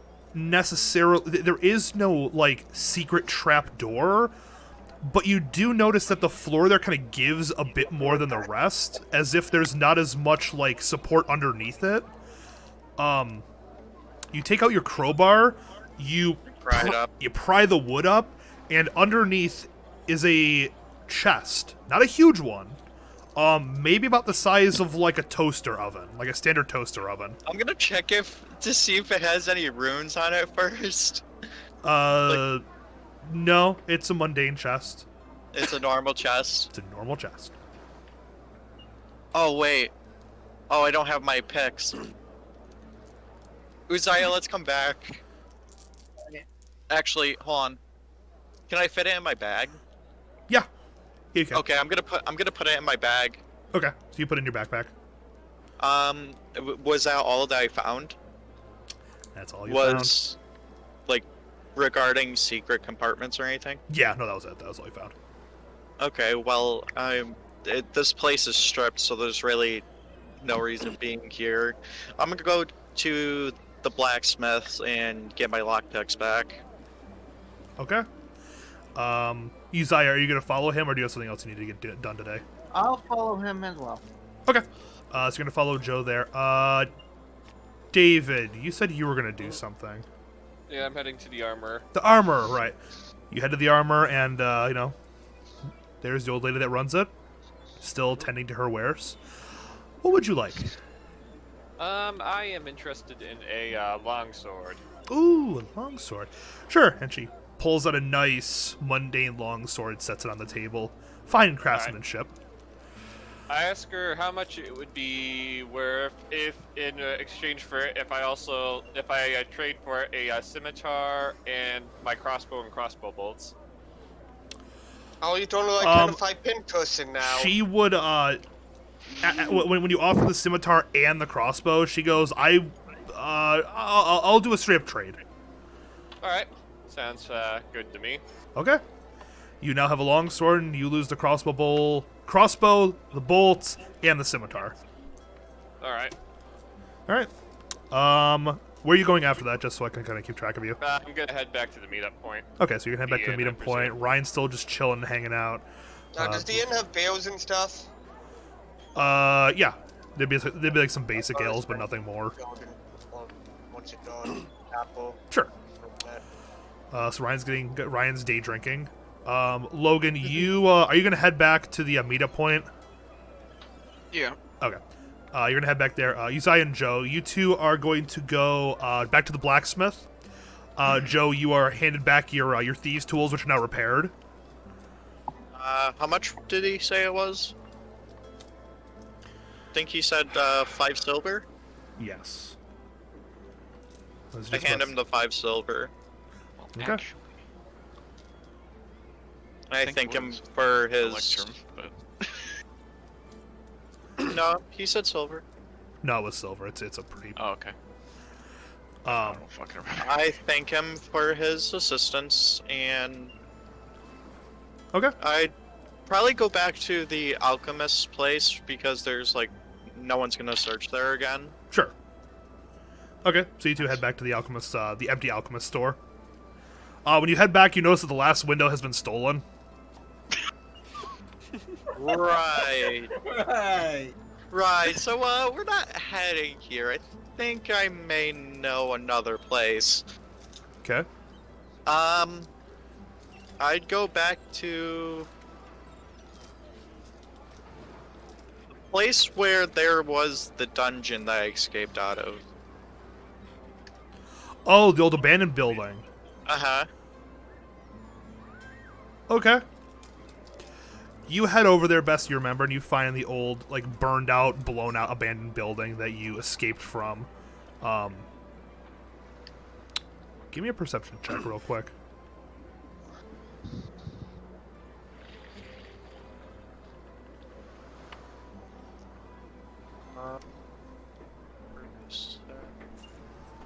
It's 18. Okay. The entire place looks exactly the same. You were not followed, to the best of your knowledge. There is one thing different though that you notice. The hatch that you escaped from is now closed, and you distinctly remember leaving it open. But other than that, you are completely alone to the best of your knowledge. Uzai is still with me, right? Correct, yes. I'd go down there, explore the dungeon. Okay. Because like when I tried sneaking out of it, I didn't explore it at all. Yeah, it's fine. Have I made it to where Ryan is yet? Yeah, you're all back at the inn. You see Ryan day drinking. What's David doing? Fair. David's what's it called? He's he's back at the meet place too, so he's just sitting there with Ryan at the table. Hey, you guys want to go to it since these guys are not back yet? Where the hell did they even go? I don't fucking know. The Alchemist. Joe, An empty you store. go over to the trapdoor that led down to the dungeon area, and the trapdoor appears to be barred. Not from this side, from the other side. Like, you can't open it.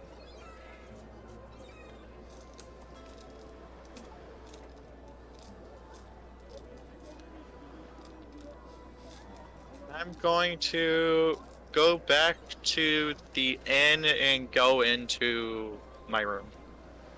Okay. And lock the door on the inside. Okay. The doors do not lock from the inside. Oh, okay, well, barricade the Wait, door, then. Okay. Isn't that I'm Joe? So here's how this happens. So Joe and Uzziah, you walk back to the inn. Ryan, Logan, and David, you're all sitting there talking about like leaving the other two and just going and doing the bounty. And like mid conversation, you see Joe and Uzziah walk in. Go ahead. Hey Joe. What? What were you doing this whole time? We were supposed to go hunt that beast. Looking for things, you know. I'll be right back. As he just kind of scurries up the stairs. Uzziah, are you gonna follow Joe or are you gonna go with the other? Yep. Are you gonna follow Joe or are you gonna stay with the other part of the group? Said yes, which I'm I'll gonna allow. follow him. Okay. So you see them two like kind of like weasel in, and then Joe says that, and then they both kind of like scurry up the stairs. You hear a door shut. I'm I gonna lean over barricade to the door. Ryan. I'm gonna barricade the door first. Okay. You're the one who wanted to go and save this guy. Don't forget that. Oh, and I'm going to close the blinds for the window. Okay. So you push the bed in front of the door, and then you like. I look over to Ryan. I'm like, are they like a thing now? Why the fuck? I don't know. Buddy. Do you want to just go Thank you, kill but that to thing? pull Who the knows how dagger long they're out. going to be in there going at it? We might as well go find something to do. By the way, Logan, at this point, it's probably pushing about 3 p.m. You know what? Fuck it. I'm just gonna drink my night away. Okay. I'm gonna buy like literally. I'm gonna have him stack like what's like What a wasted day. some mid-range strength shit, like better beer, not ale. You'd have to go to the actual tavern to get stuff like that. Yeah, I Yep, thought. I'm going to the Oh, tavern. is he at the I'm going inn? with you, Logan. All right, I'll go with them too. All right, you To the three are gonna go tavern. you three are gonna have a night at the tavern. Heck yeah, brother. All right. I'm going to highly consider killing Joe. Okay, so you guys Seems like you guys want to go improbable. have like a night of like medium strength liquor? Sounds good. All right. All Medium though? I mean, I don't know how strong you, Wrong. Let's get smashed. you want to send it. Only Orcus whiskey, right? All right, you guys. We'll get it If you sent guys want to send it, go ahead. You're gonna be spending 3 silver apiece. No, it's fine. What Alright. kind of liquors are there? Like on the really really strong end of things. Just liquor in general, like more whiskey type liquors. You see, there's a couple different kinds of whiskey there. There is at least 2 different types of bourbon. 5 different kinds of vodka, because vodka's always cheap no matter where you go, even a fantasy realm. And then there's one. It's a special brew that the tavern owner made for himself. It's kind of like what would happen if you mixed like a what's it called? It's a tequila mixed with not Sambuca. It's what's it called? It's a Japanese liquor. It's Sake. Sake. Thank Yeah, you. exactly. It's like a tequila sake Sake's mix. actually pretty good, by the way. That It sounds is? like a horrifyingly gross combination. It is, but it hits like a truck. I mean, That's how it's marketed. It's I was marketed thinking, as, like, do you local like stuff. flavor? Oh, good. I don't either. Let's get smashed. John, is that a small chest that I have? The chest you have sitting in front of you is maybe about 1.5 feet by maybe like a foot. So it's How much could it hold? It could hold a good bit. It could hold some stuff in it. Anyway, so you guys, so go on ahead, pony up about 3 silver apiece per I already person. did. Okay. Yep. And you guys are gonna go and have a, you guys are gonna have a fun night. Back to the two, currently locked in Joe's room. Well, at least to the best of their abilities, locked in Joe's room in the dark with a chest. That I have dark vision, and plus I'm gonna light my lantern. And I'm gonna use my basically dark vision as well. okay. Oh, okay. If he's just gonna use dark vision, then I'm just not even gonna turn my lantern and use dark vision. Okay, so you guys are just both sitting there using your dark vision. You have a chest in front of you. This is stupid. Okay, go on ahead. What are you guys gonna do? I'm gonna examine it to see if there's like maybe a key attached to it, which highly doubt there is. No. Okay, so I'm gonna inspect it. Okay. Give me an investigation check.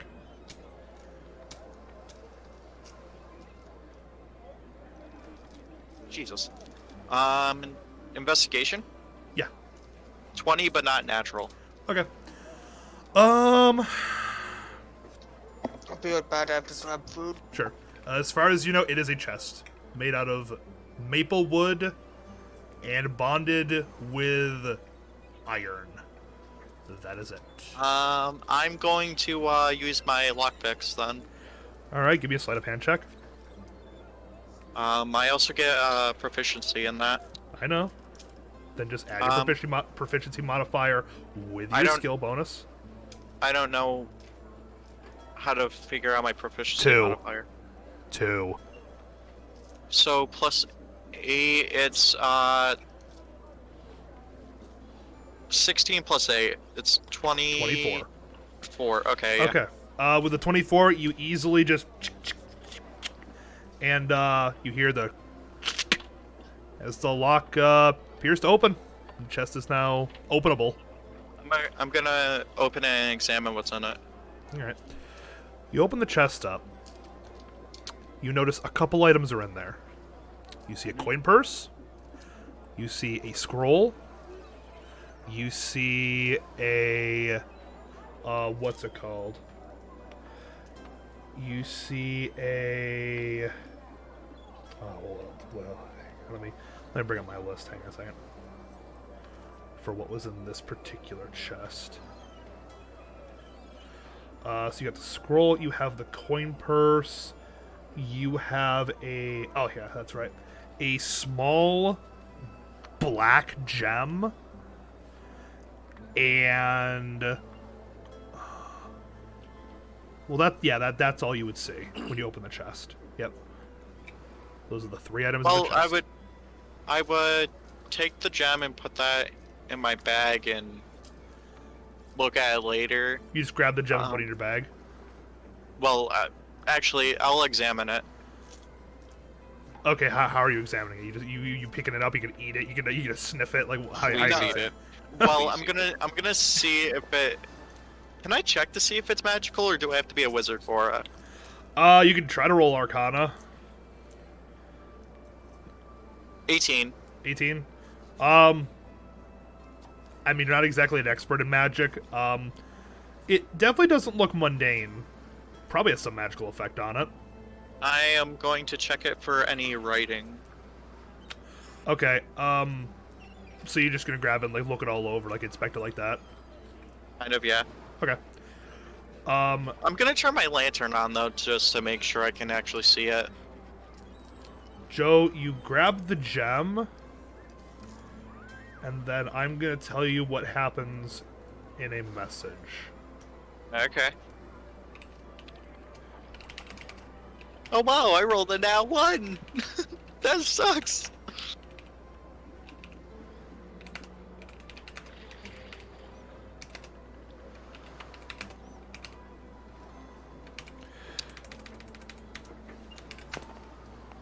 Hence typing. There we go.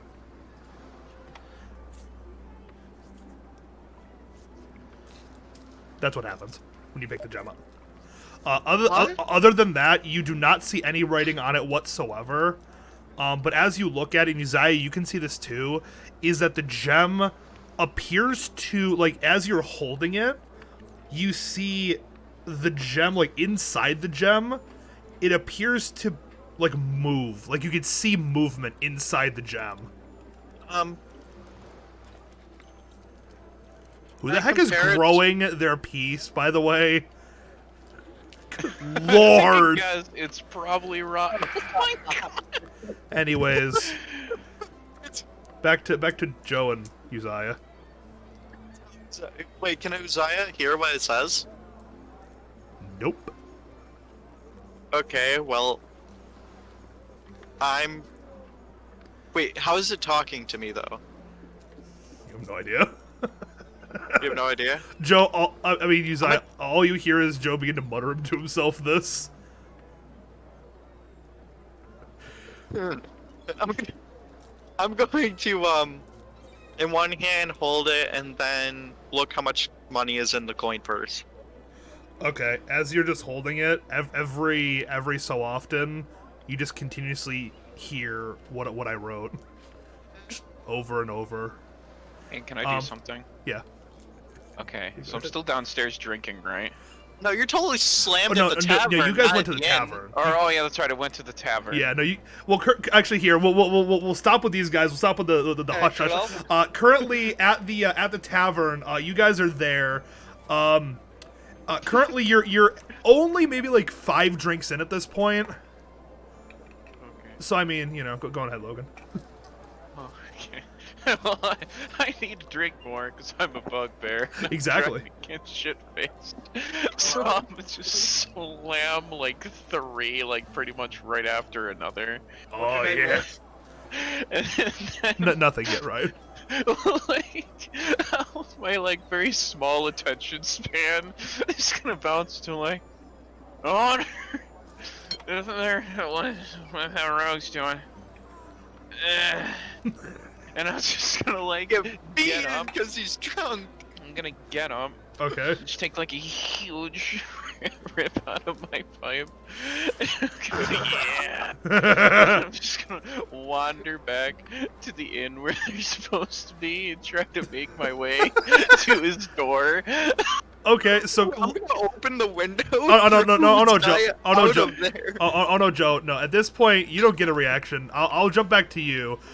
Ryan and David, you see Logan after a while, like, get up mumbling to himself and smoking on a pipe you didn't know he had until this point.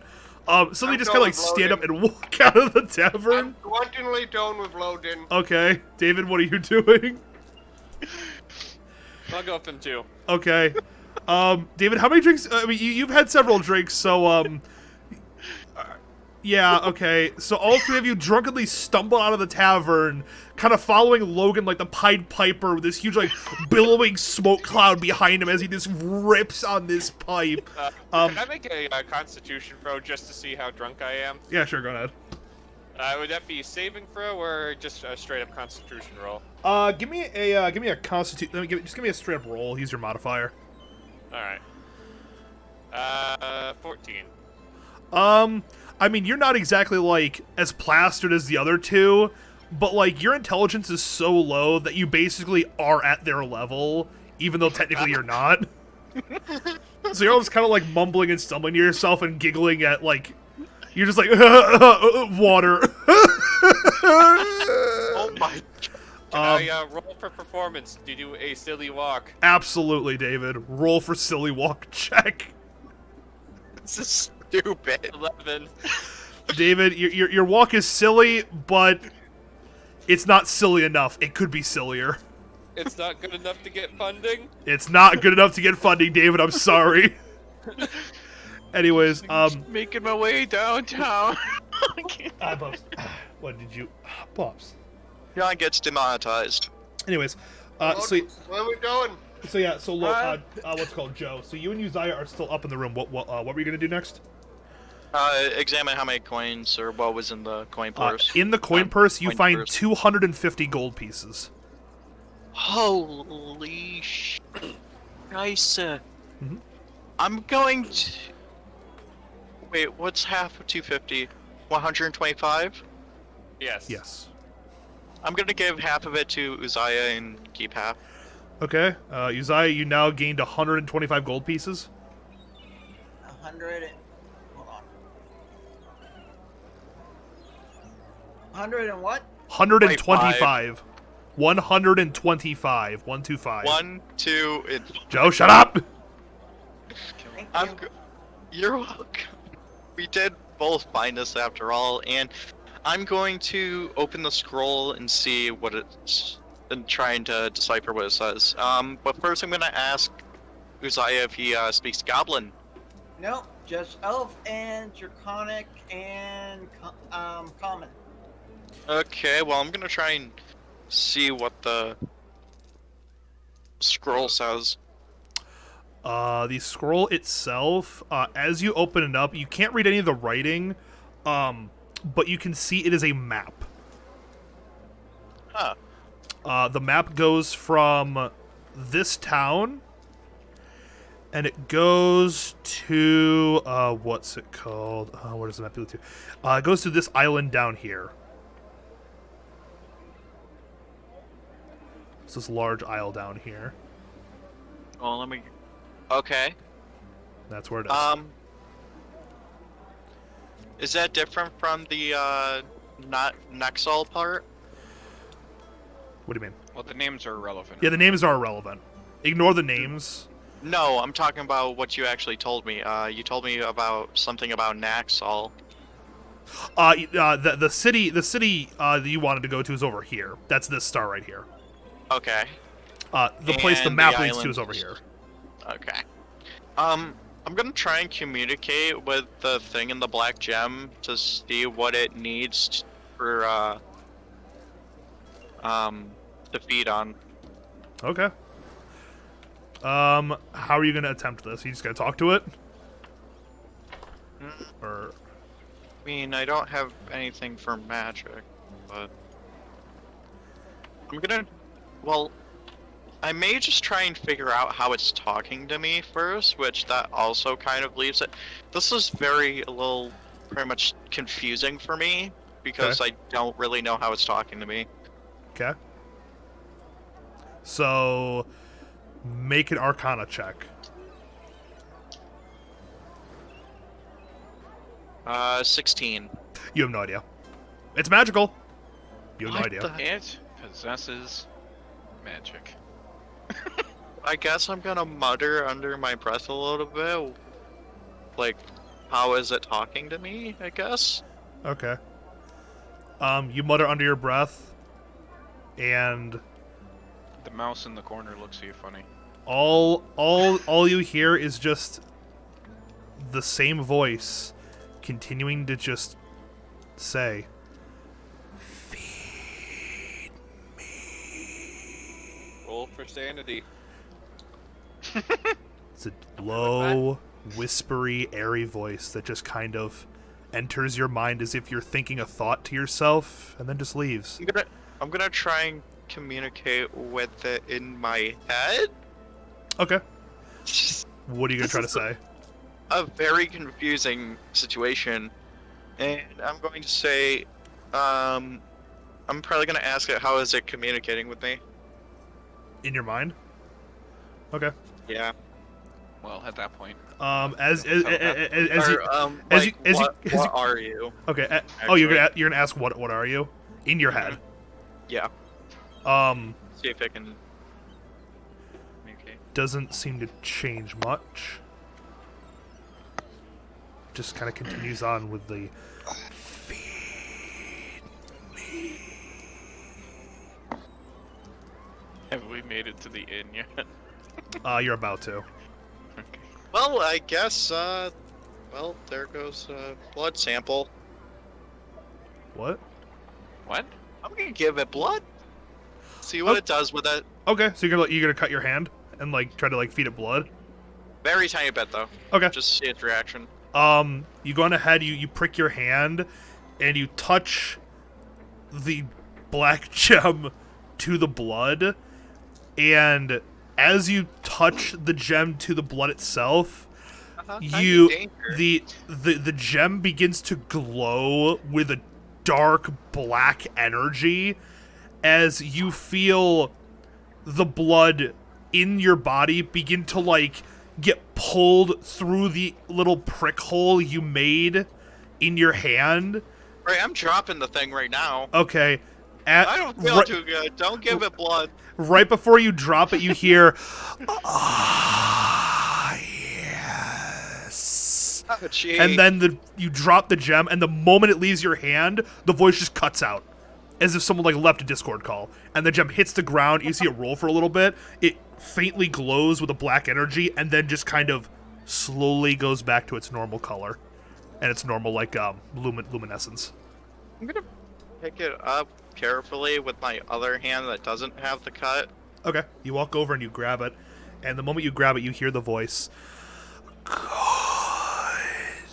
Feed me more. Uzziah? Ouchie. This thing wants blood. By the way, Uzziah, your character's sitting there. You basically, you don't know of any of this conversation that's been happening. All of a sudden, Joe stabs himself, touches the gem to it. He drops the gem, walks over, picks it back up, and goes, "It wants blood." That is all the context your character has right now. I'm gonna drip blood on it, and it's saying in my head that, feed me. Would this be something like a natural creature? It's majestic. I tried making Arcana check. You could try to make a nature roll, see if it's natural. Yeah, you can make a nature roll. I just squeeze a tiny bit of blood, like drips of blood out of my finger. No. What did you roll? 3. 3? Okay. As far as you know, you don't think it's anything natural. Hold on, John. What? I'm gonna probably help him with it too. Okay, sure. Go on ahead. Make it with advantage. Sure. Roll 2 of them then. So roll 2 d20s. roll one more d20 and take the higher number. Yeah. Okay, Yeah, roll again. So the other one, I'm just gonna roll again then. Yep. And 9. So 9 plus 2. Did you add your? 11. Okay. Yeah, yes. Still, no idea. You have no idea what this is. At this very moment, you guys hear downstairs. You hear, boom, as the as you hear a door like fly open and slam into its hinges. You hear 3 people. Oh, I like my alcohol. And then as you hear this drunken scene, you occasionally hear like a bottle hit the floor. You hear a couple people start to yell, and then I'm just gonna touch the gem with my blood again. I'm gonna stroll up to Joe's room. Okay, so Logan, since the other two are like following you Pied Piper style, Joe. Kill me faster. So Joe, you grab the gem, and you hear the voice just yes, as you feel more and more of your blood get sucked from your body as it like slowly begins to. Away. Okay, you pull it away. I'm gonna put it in the coin purse and put my coins in the bag, and then put the coin purse in the bag with the scroll. Okay. All of a sudden, put the chest back in there too. All of a sudden, you hear boom, boom, boom, boom, boom, boom, boom. And Logan? I'm just gonna. I'm gonna collapse. kick the door down. Give me a strength check. Give me a strength check. Oh shit, where's the dice going? No, hold on. Oh Jesus Christ. 22. Okay, Joe, suddenly the door flies off its hinges, and you just hear this as you see standing before you, having just ripped the door clean off its hinges and like thrown the bed to like the other side of the room, nearly striking you in the face. You see Logan sitting there, pipe in mouth, like just smoking from the mouth, and he has this look in his eyes as if he has no idea where the heck he is right now. Behind him, you see Ryan and David kind of just, hi guys. Where are you guys sitting? David, You want to make Joe a pintus in a den? Oh yeah, let's go. Goodbye. Out the window. Out the window, Joe? Okay, give me an acrobatics check. Uzziah, what are you doing? Wait, can I try to follow him? I try to take the gem out of his hand before he kills himself. I put the gem away. Yeah, no, anyways. the gem's already in his bag. You'd have to, like, you could try to, like, snatch the coin purse out of his belongings as he's jumping. Nah, he can. I'm keep sorry, the coin. I'm sorry, man. You have to be a natural 20 with acrobatics. So yeah, you have to be a 24. So you rolled a nat 20, Joe? Yeah. Okay, so Plus 4 with the modifier. so you immediately dart over, throw yourself headfirst out the window, smash through the window, one full flip, and then stick the landing. Just 10-point landing. Couldn't been more perfect. Did he leave anything on the floor? Like the box? It's all in my bag, yeah, which is on me. the box is on the floor still. I put the chest in my bag though. You wouldn't have had time to stuff the whole chest in there. I did before he walked up, like when I heard the stomping. Oh, you just shoved the whole speed of thing in? light. Oh, okay. Oh, good lord. Okay, so yeah, all you see is you just use Aya there, just standing there. In a dark Come room. on! I like pick up Uzziah. Come on, drink with us, buddy! And I like pass him off to the other two, and then I look at the window, and for like 3 seconds, and I get this like ever going grin, and I go, I can jump too. And I dive out the window. Book it. after I'll Okay. book it. Logan, give me an acrobatics check with disadvantage. I'm glad I'm Wait, at why least is- good at Why has he acrobatics. got disadvantage? Because he slam blasted Oh, Joe, you moron! Oh wow, 15. With disadvantage? Yeah, because I have a +3. Okay, Logan, you run forward, and Joe, as you like start to like get yourself up, you take a couple booking steps it. away. You're like, oh, you're gonna book it. I'm Oh. booking it right Okay, now. okay, so you're running, and then all of a sudden you hear behind you, thump, as you see Logan land pretty spectacularly. I mean, it's not exactly a perfect landing by any stretch of the imagination, but he doesn't break anything. What? He suddenly stands up and goes, Joe, yay, and he begins chasing after you. Right, goodbye. So Joe, give me an athletics check. Logan, you the same thing. Okay. 19. Okay, Thank God for +5. Joe, 22. 22? 22. Mm-hmm. Okay, Get away from me, Logan. Joe, as you look behind you, you see this bugbear just doom, doom, doom, doom. Joe, come back, Joe. You haven't lost him. He's keeping up with you really well. Give me one more athletics check for both of you. Oh God. Oh, 20. Not natural. Okay. It's with modifier. 22 again. Okay. You keep the same speed, Joe, and he's slowly gaining on you as you're just running through the streets of the town. Can I try to lasso? I'm gonna try. I'm gonna try and lose him. Okay. Logan, give me a. Okay, give me an attack roll.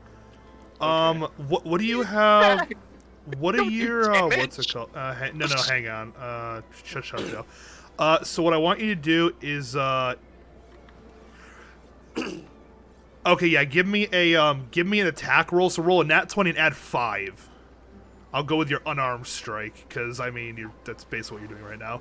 But roll with disadvantage because again you are incredibly intoxicated trying to lasso somebody while running. Let's see, 11 +5, so 16. Okay. Oh my God. Does that beat? I think that beats his AC. That's with disadvantage. Yeah. Because Oh the my first God. time was like an 18. Oof. Okay, Joe, I am gonna need you to give me a what's it called? Do I at least get advantage because he's intoxicated? No, he got disadvantage, and that's what he rolled. Holy shit, So dude. Joe, you suddenly feel a very familiar feeling. Nice rough rope. I'm cutting that thing right now. Okay, I'm so cutting it so with Joe, my dagger. so what It's happens is that it reaches around, like you suddenly find yourself lassoed by the rope, Why is he doing this? He's you freaking drunk. and at this point, Joe, it stops you dead in your tracks because again, he's huge compared to you. Go on ahead, Joe, and give me a sleight of hand check to see if you can cut the rope fast enough before a dead sprinting bugbear catches up with you. Sleight of hand, it's 17. Okay, Logan, give me a... Actually, 18. 18. I looked at it wrong. Alright, Logan, give me an athletics check to see if you beat the distance before he's able to slice the rope and keep going. If you beat an 18, you'll catch him. 12, 13, 14, 17! Okay, so at this point, Joe, Joe, you barely cut the rope in time and start booking it back in, but he is right on your heels now. Oh my god! Both of you give me one more athletics check. Wait, how far away in front of me is he? He is within, at this point, he'd be probably like 15 feet away from you. I was about to say he's in reach. I can grab him. Wait, that's right, wait, 15 is in no, reach, no, isn't it? Or no, that's with my... Yeah, no, I was like, I'm pretty sure your reach is 10. Never mind, 10 yeah, feet. no, that's... Yeah. So you give me one more athletics check to see, Joe, Alright, if you can... hold on. D&D It's, Beyond, you can do this. 23. It's 23. Okay. 10. 10, okay. So Joe, you eventually at this point create a good enough distance and, what's it called? At this get point, bored. you kind of like duck into a corner and, you lose him at this point. Oh my god! So Joe, in the panic, you are now currently, in a random back alley somewhere. In town. Hold You on. have no idea where you are, but... With my blood drained. Can I? I'm gonna start having some hysteria in a second. Yeah, Logan, what's up? My little drunk brain, Okay. after I realized that I lost him, I kind of like get sad, and I reach into one of my like shirt pockets and I like look at the little ball bearing I had, and Okay. I'm like, oh, and I just like I yell ball as loud as I can. Oh, okay. As you do that, Joe, as you're like sitting in the alley, you see like you can kind of see Logan off in the distance a little bit. You just kind of like duck into a dark alley. Suddenly, your backpack begins to glow with this really bright light. As so Logan, you look over and you're like, oh, yo.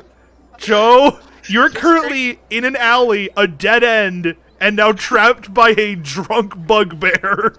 I start sprinting over. Trying to do a flip over him with an athletics check, John. Yes, Joe. Give me an acrobatics check with disadvantage to try to get over the bugbear without him grabbing you. You'd be better off trying to climb, Joe. Yeah, you would. He's already committed. It's, wait, you said acrobatics? Yeah. With 16. disadvantage, 16? Okay, With disadvantage. with disadvantage? Okay, Logan, give me an athletics check to see if you can grab him. You gotta beat a 16. yeah. D&D Beyond, you can do this, right? No, it can't. 16. Defending creature, would win in the, this is Joe's technically the defending creature. He barely slips out of your grasp, and the chase reignites. Both of you give me a, what's it called? Both of you give me an athletics check. I'm gonna stop and sidestep. Stop it. So you want to get... Okay. Mauled by a clotheslined? giant bugbear. Okay, Joe. You. I'm gonna crouch too, so just to make sure he doesn't clip me with his arm. No, I got this. Okay. So, Joe, you flip over Logan. Okay. You land on the other side of him. Run a tiny bit. You run a little bit. He starts chasing you. You suddenly sidestep and crouch in the middle of the street. I grab him. Yeah, But Logan's still running. Yeah, after you. The I'm chase just trying to keep up with you. Yeah, I'm drunk, man. I Well, ain't even it was top kind of speed. like to dodge him though. I have 10 feet of reach. I just reached out. Yeah, Joe, you can't. I'm sitting here just freaking losing my mind while he's grabbing me. Yeah, okay, so Joe, you officially been grabbed by the bugbear. So Why are you doing this, you drunk bastard? so yeah, Logan, you have him. I pick him up and I shake him a little bit. Okay. And I'm like, why you no drink with us? Why you sleep with Fine, weird we'll elf go thing? drink right Or now. whatever. What is Uzziah? Is he an elf? Yeah, He's he's a half elf, elf. right? he's a half elf. Yeah, I shake him around. Why you sit with us? Why you don't drink with us? And then I just put him over my shoulder. And I just walk to the tavern. Okay. Going to freaking light this place on fire now. Really feeling it in this So- one as I just sort of halfway lose consciousness from the blood loss. Okay, so at this point, Joe has like put himself into like full hysterics. The rest of the night is Uzziah and Joe being dragged to the bar and forced to drink with the other guys who are already like plastered drunk. And the Wait, night, hold on, guys. I need blood. no, Joe, you don't get blood. And also, your blood, you pricked your hand. You haven't lost that much blood, Joe. Good lord. Jesus. Wait, but John, you said he felt it pulling. Yeah, it's not Yeah, a prick. through a pinprick. I mean, if I put a fair shotgun point, hole never mind. through you. I'm just going to guess I'm just tired. I don't Yeah, know. yeah, no, you basically You just got sit there chased and by a watch drunk three fucker. drunk idiots just kind of dance around and make I'm fools gonna of go over themselves. to Uzziah and ask him for help. Like Well, he can't help. He's psychological help. drinking too. He has no choice. If I'm drinking, you better pass me a thing of vodka. Well, Yeah, I swear, no, I I'm buy just one gonna and I s- just walk I'm over just and gonna just slam sit their here while slowly going insane from what happened. Well, You better stop squinting. except for Joe, you all have a great night. Occasionally, Ryan comes over with Logan's help, and they both hold Joe down and attempt to force alcohol down his throat because they're already so inebriated they have no idea what's happening. I'm gonna And- say ball before they get it down my throat. Okay, Well, didn't we already you, summon him? well, you don't I remember? yelled it. Yeah, you don't remember seeing him. The ball glowed, but you don't remember seeing him. Huh. As he yells "ball," the orb glows with that same bright light for a little bit, and then it fades. And it's just, Where is the dude? and then is all you hear as the alcohol goes down his throat. At this point, eventually you all I return. want to attempt to cheer Joe up by reciting the happiest poem I know out of my memory, drunkenly. Okay, so you see. Okay, so here's the image. Joe, you are currently on your back, prone on a cold board floor.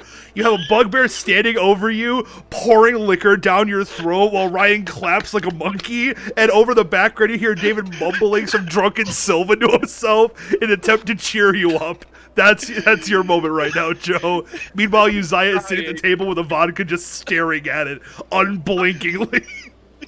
Cry. Cry. And as the tears flow down your cheek, Joe, we go to the next morning. You're all I have to, what's it called?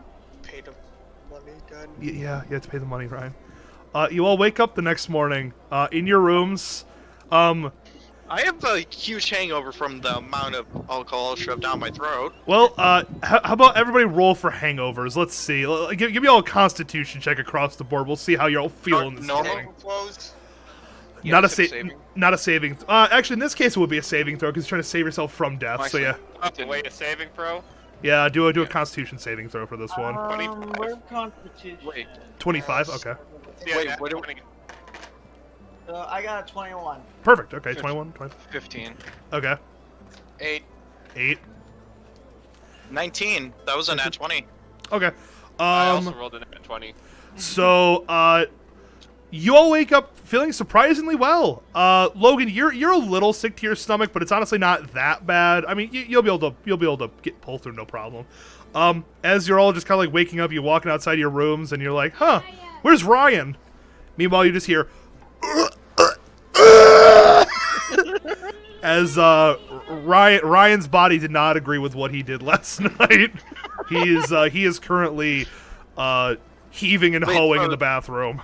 Do we have hangovers, or did you say we're perfectly fine? Logan has like a super mild hangover, probably gone like an hour or two. Ryan's done. Like he is not having it. The rest of you are fine. So Uzziah, David, and I. Well, David's stupidity. Yeah, counts. you all rolled high enough. He rolls nat 20s to survive. He's fine. You're all feeling quite well. It's Why did I get beer Hi, shoved bud. down my throat? Would you like some num nums, Bubs? All right. Well, you'll decide what you're gonna do with the day. I'm gonna go feed the bulls. So, we go through the full day of planning on footing, doing the fucking mission and not doing it? You're kind of peeping at the toilet right now. Shut up. I'd like to do it right today. I meant to do it the previous day. Yeah, I'd like to do it. Of course, provided that Ryan is physically capable of going anywhere other than the bathroom today. All things considered, that was totally worth it. I think it was worth it. So. Oh hey Joe, I remember yelling some stupid shit and the light flashed, but the gnome didn't show up. What happened to the gnome? I don't know. He just disappeared. So what were you in that room discussing all that time, Joe? Business. I'll just have John make me roll for it. It's fine. As in, we found something. Yeah? Care to share with the class? In the, what's it called? The alchemist place. I checked around for any secret areas and found a chest. The only thing it had in it was, gold. Oh! And you decided not to share with the class. As we're trying to afford, transport. Yeah, so that we can get the better transport. Great. I don't have to fucking kill myself. Transport cost again? Well, you see, the basic one costs 75, but these two Mr. Moneybags, however much they got out of that chest, I'm sure they can afford it. Since I had to work all this time to do stuff. How much is the better one? I have no idea. You're gonna have to ask him. The basic one, like a horse and a cart. The basic one is. More people? The basic one's like 75 gold. Yeah. All right.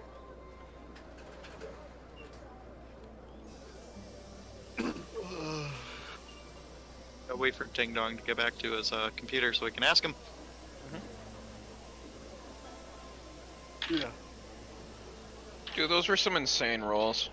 I thought I was gonna lose you like 4 times. I'm like, I'm gonna get his ass. Stop chasing me, you. The die knew. The die knew. They're like, he's gonna get him. He's gonna get him eventually. I might want to buy some Where's sucker that punch All right. arrows. I'm back. So what do you guys decide on? How much did the better carriage and horses cost? The better horse and well, there's a couple variants that are better. The next level up would be like a full 6-person actual carriage. It would run you about 200 gold. Oh my god. And that's like a full carriage with an actual nice good horse on it. Oh yeah, Joe told me he only got gold out of the box. How much gold? So I wanted... How much gold did he tell he you? didn't tell me. Okay. He didn't. I didn't tell him how much gold. Okay, that's fine. So first I was gonna ask him that. What, 250? Is that what you're telling Logan? I think he's... Well, how much do you have, Joe? And then, out of character here, how much do you have doubling? So it's what you gave him. You gave him half. No, Joe got 250 out of the box. So he should have 150, and then he gave you Zaya 150. Yeah.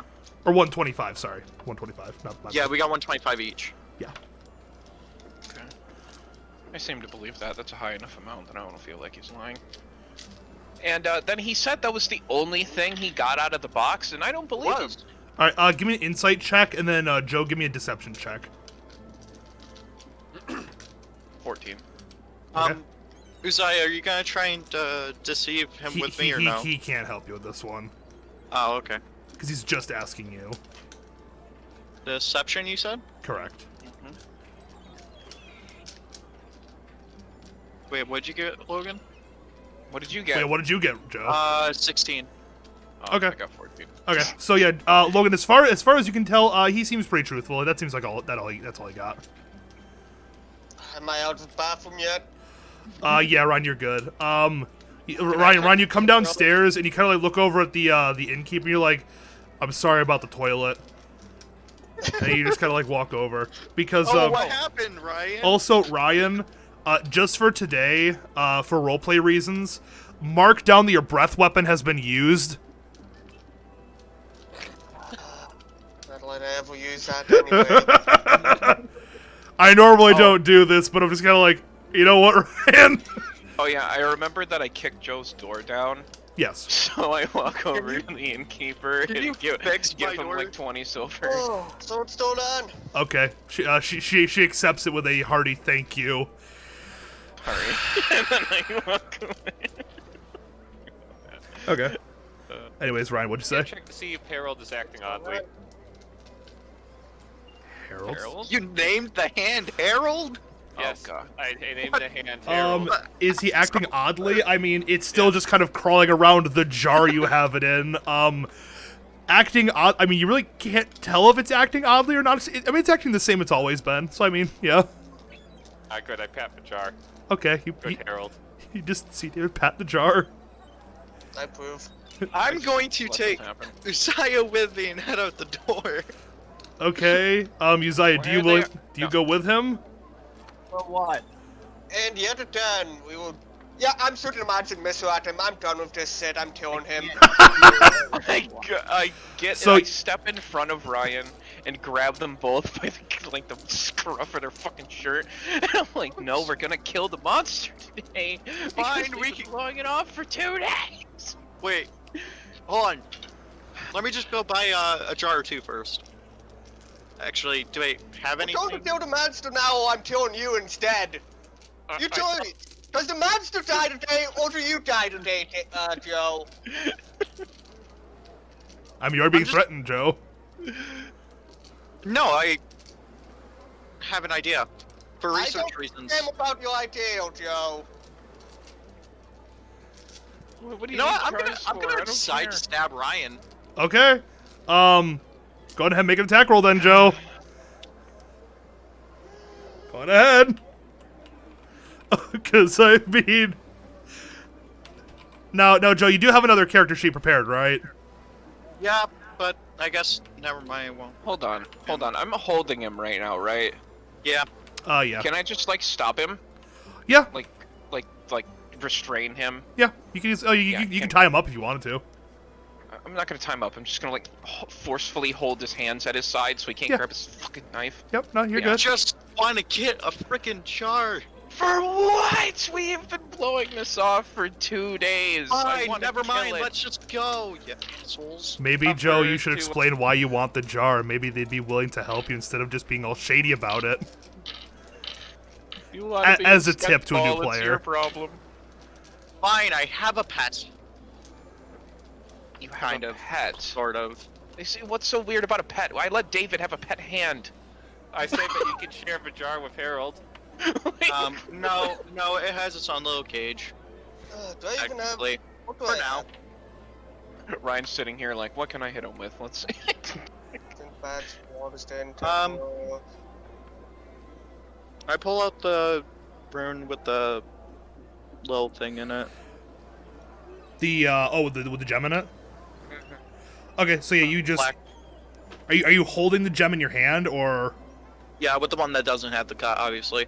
Yeah, no. So Joe, he produces this small black gem. Maybe hang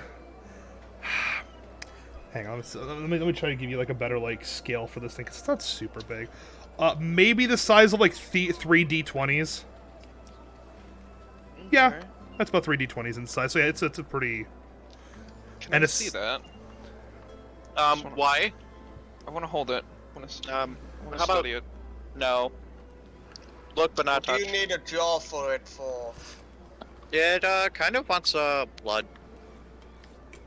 Sorry, you're carrying around a rock that wants blood. Mm-hmm.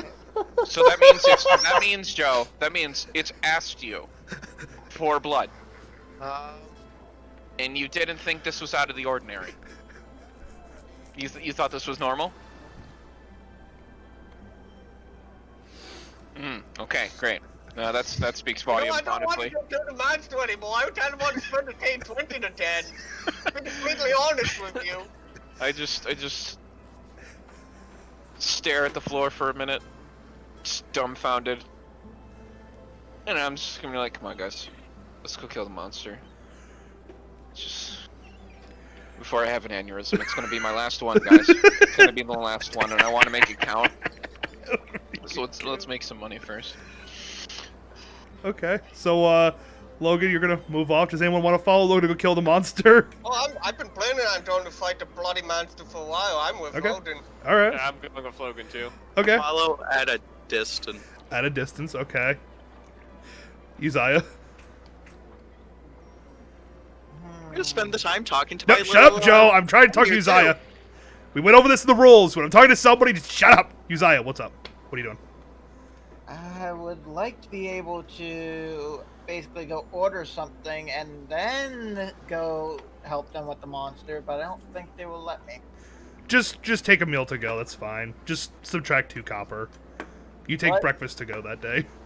Okay. I wasn't talking about food. I was talking about ordering something like at the blacksmith.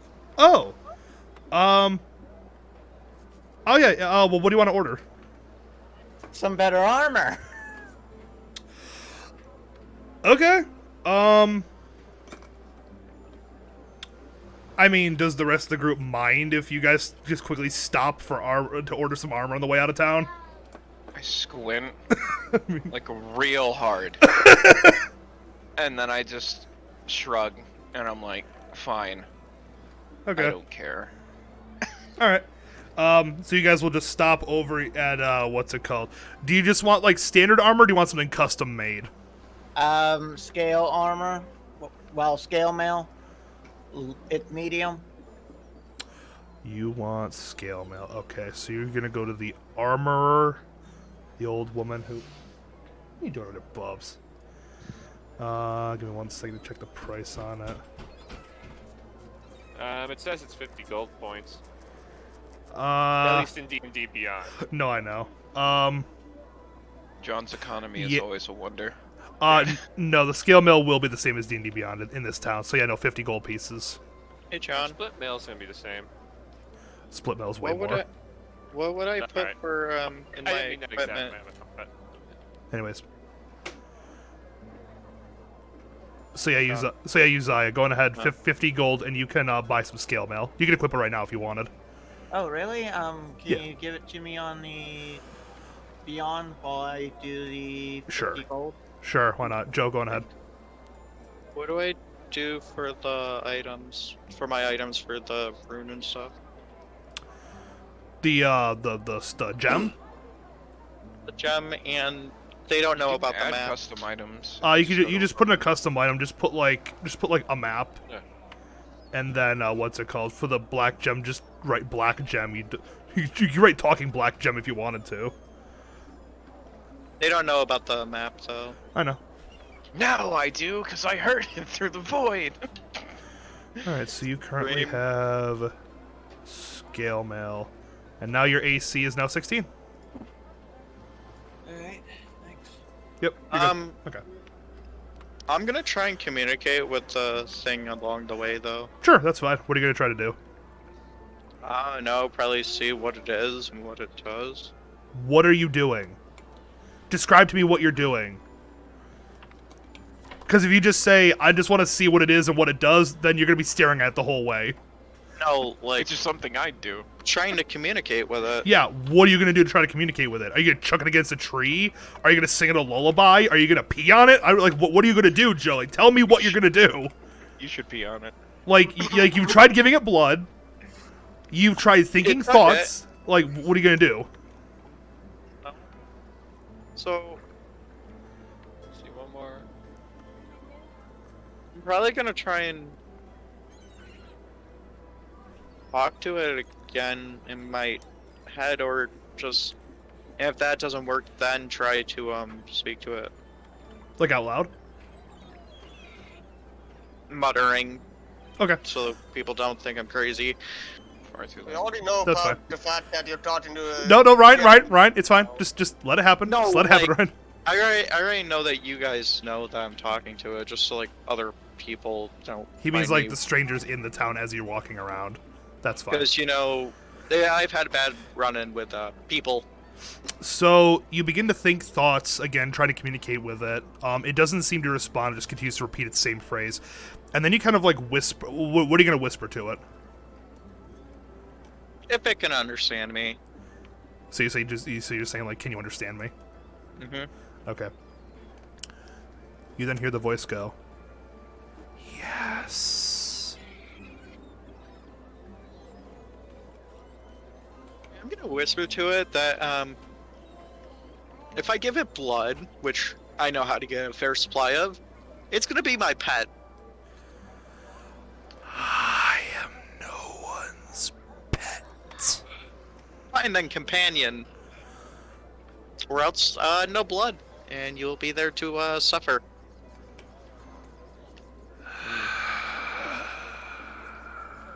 Bargaining with the rock. Fine. Companion. And you just cut out, so just a cub and done. You got the vibe. Yeah, no, that's fine. That's fine. I'm okay with this. Hey, John. Yes. Try to Do leave. you not Shut up, Joe. armor? Sorry, what was that, Uzziah? Did you not unequip the leather armor as well? Did it equip both at the same time? Oh. Just go to equip Wait, it. I can have them both at the time. Are you sure? No, you can't have them both on at the same time. That's just a. Technically speaking, you can equip everything, even though you shouldn't be able to. Like, you can't actually have a longbow and a longsword and a dagger equipped all at once. Because equipped means like you're actually holding it or wearing it. I think it just lets you do it so you can read all your little attack things. Oh, yeah. at once. Yeah, no, it does. Yeah. Yeah, because you can't see it in the equipment screen. Yeah. So just you can have all your weapons equipped, but I'm only gonna have you be able to use like one at a time in combat. So just that's fine. What I was planning on doing, basically, like having them all shoot and use depending on what the situation was. That's Yeah. all right. Yeah, that's fine. But I was wondering if the leather armor would have stacked till you didn't unequip it, but it looks like it didn't. No, oh no, you couldn't put both on at once, anyways. Anyways, okay, so you guys are gonna go out to meet the creature. All right. But John, I tell the thing that if it's gonna run away or try and do something, that is going to, we're gonna kill it. I've been like staring at. Try. Oh, we will kill it. It takes this thing called a flaming arrow, and you not breaking out of that gem. Warhammer? I've just been like Joe, staring at Joe. Joe, He's as you say that next sentence about the flaming arrow, you suddenly are filled with an inexplicable amount of fear. Like it just grips you. As you feel this chill run down your spine, and the air around you feels like it dropped about 20 degrees. Everybody else, you kind of like see Joe like muttering to him, and then strangely out of nowhere, you see Joe's breath, as if it's like snowing outside for a brief moment, and then you can't see it any longer, and it seems to like go back to normal. And then Joe, the temperature after like maybe like a couple seconds returns back to normal, and you hear the same voice. Do not test me, mortal. Well, Hey Joe, Mom, what? Yeah. stop antagonizing the rock. Hey, do you want to find the little dude first? You know, the one that says ball? I want to make money because we're halfway there. I want to get out of the town. And to get out of town, we need money.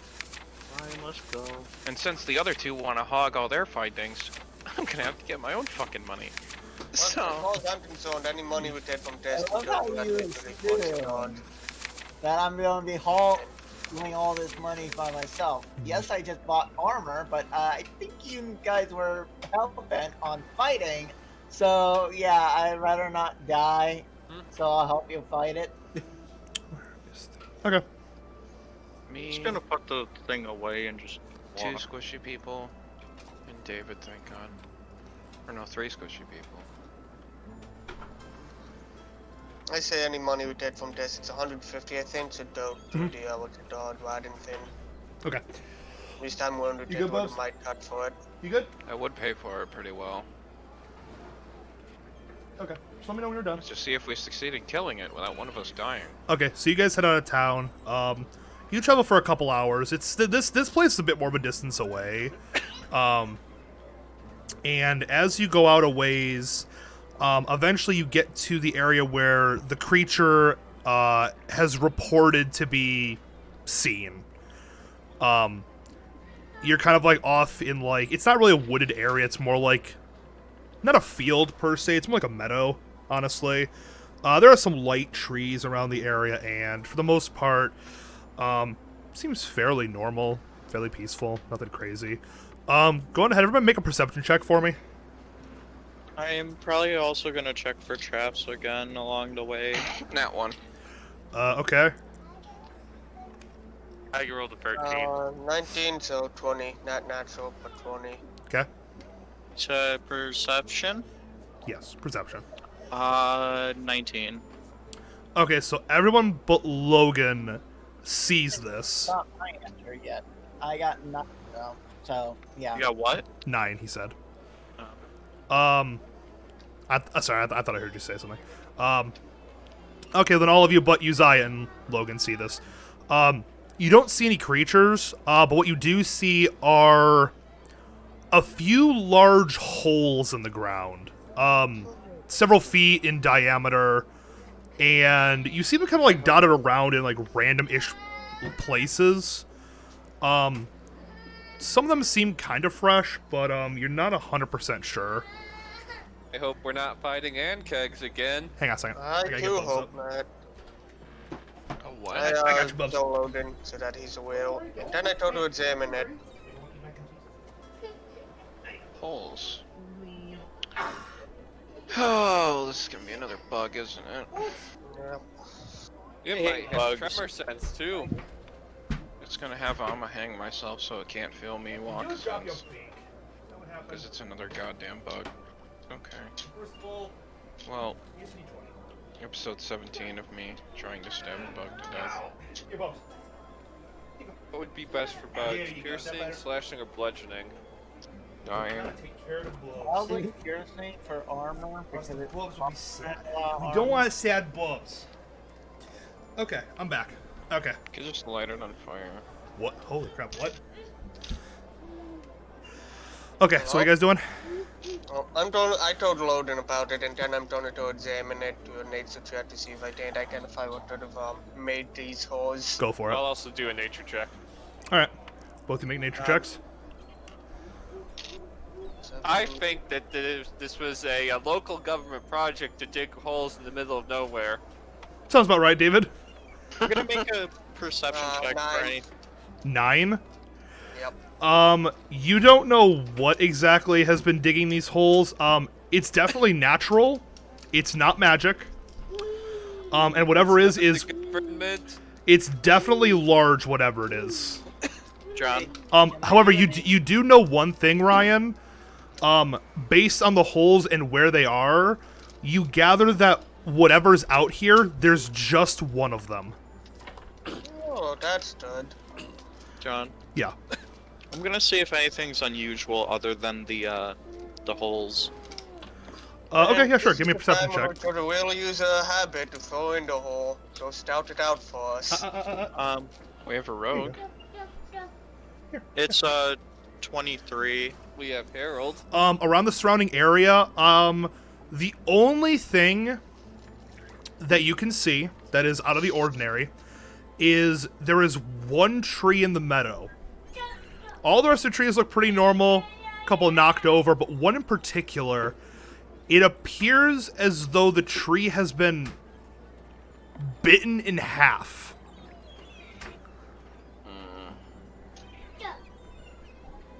I'd probably go up to examine it after telling the group about it. Okay. You all can clearly see the tree that looks like it has been, like, bitten in half. Maybe not necessarily one chomp, but definitely, you know, been bitten through. Okay. Anyways. What did Logan say about something with the rogue? Huh? I talked about throwing you down the hole. Yeah, they're talking about throwing you down the hole into the pit of Just death. scout it out for In us. neutral, good fashion. Neutral. I good. would have had a rope around you, so I'd pull you out.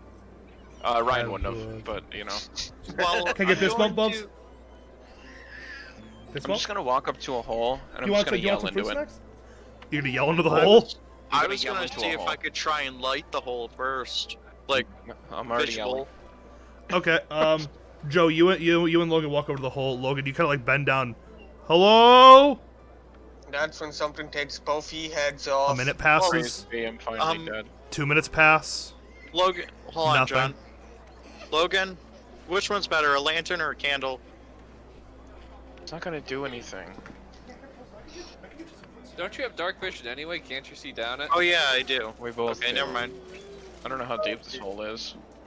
I can only see 60 feet, so Yeah, I mean, if it's if- deeper as, than uh, that.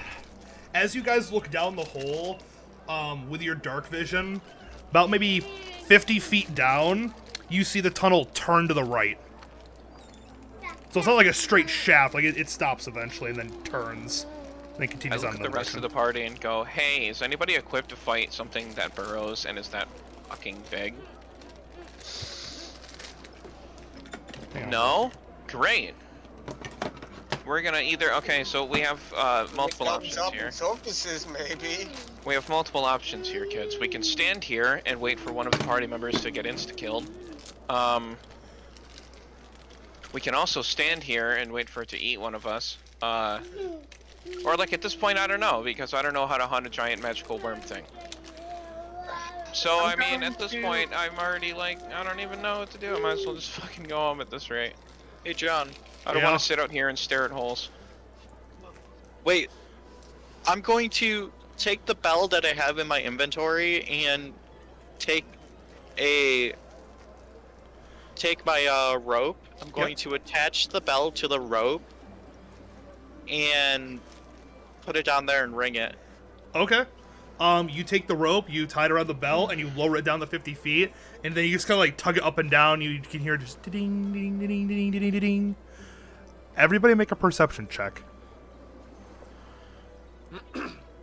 16. Okay.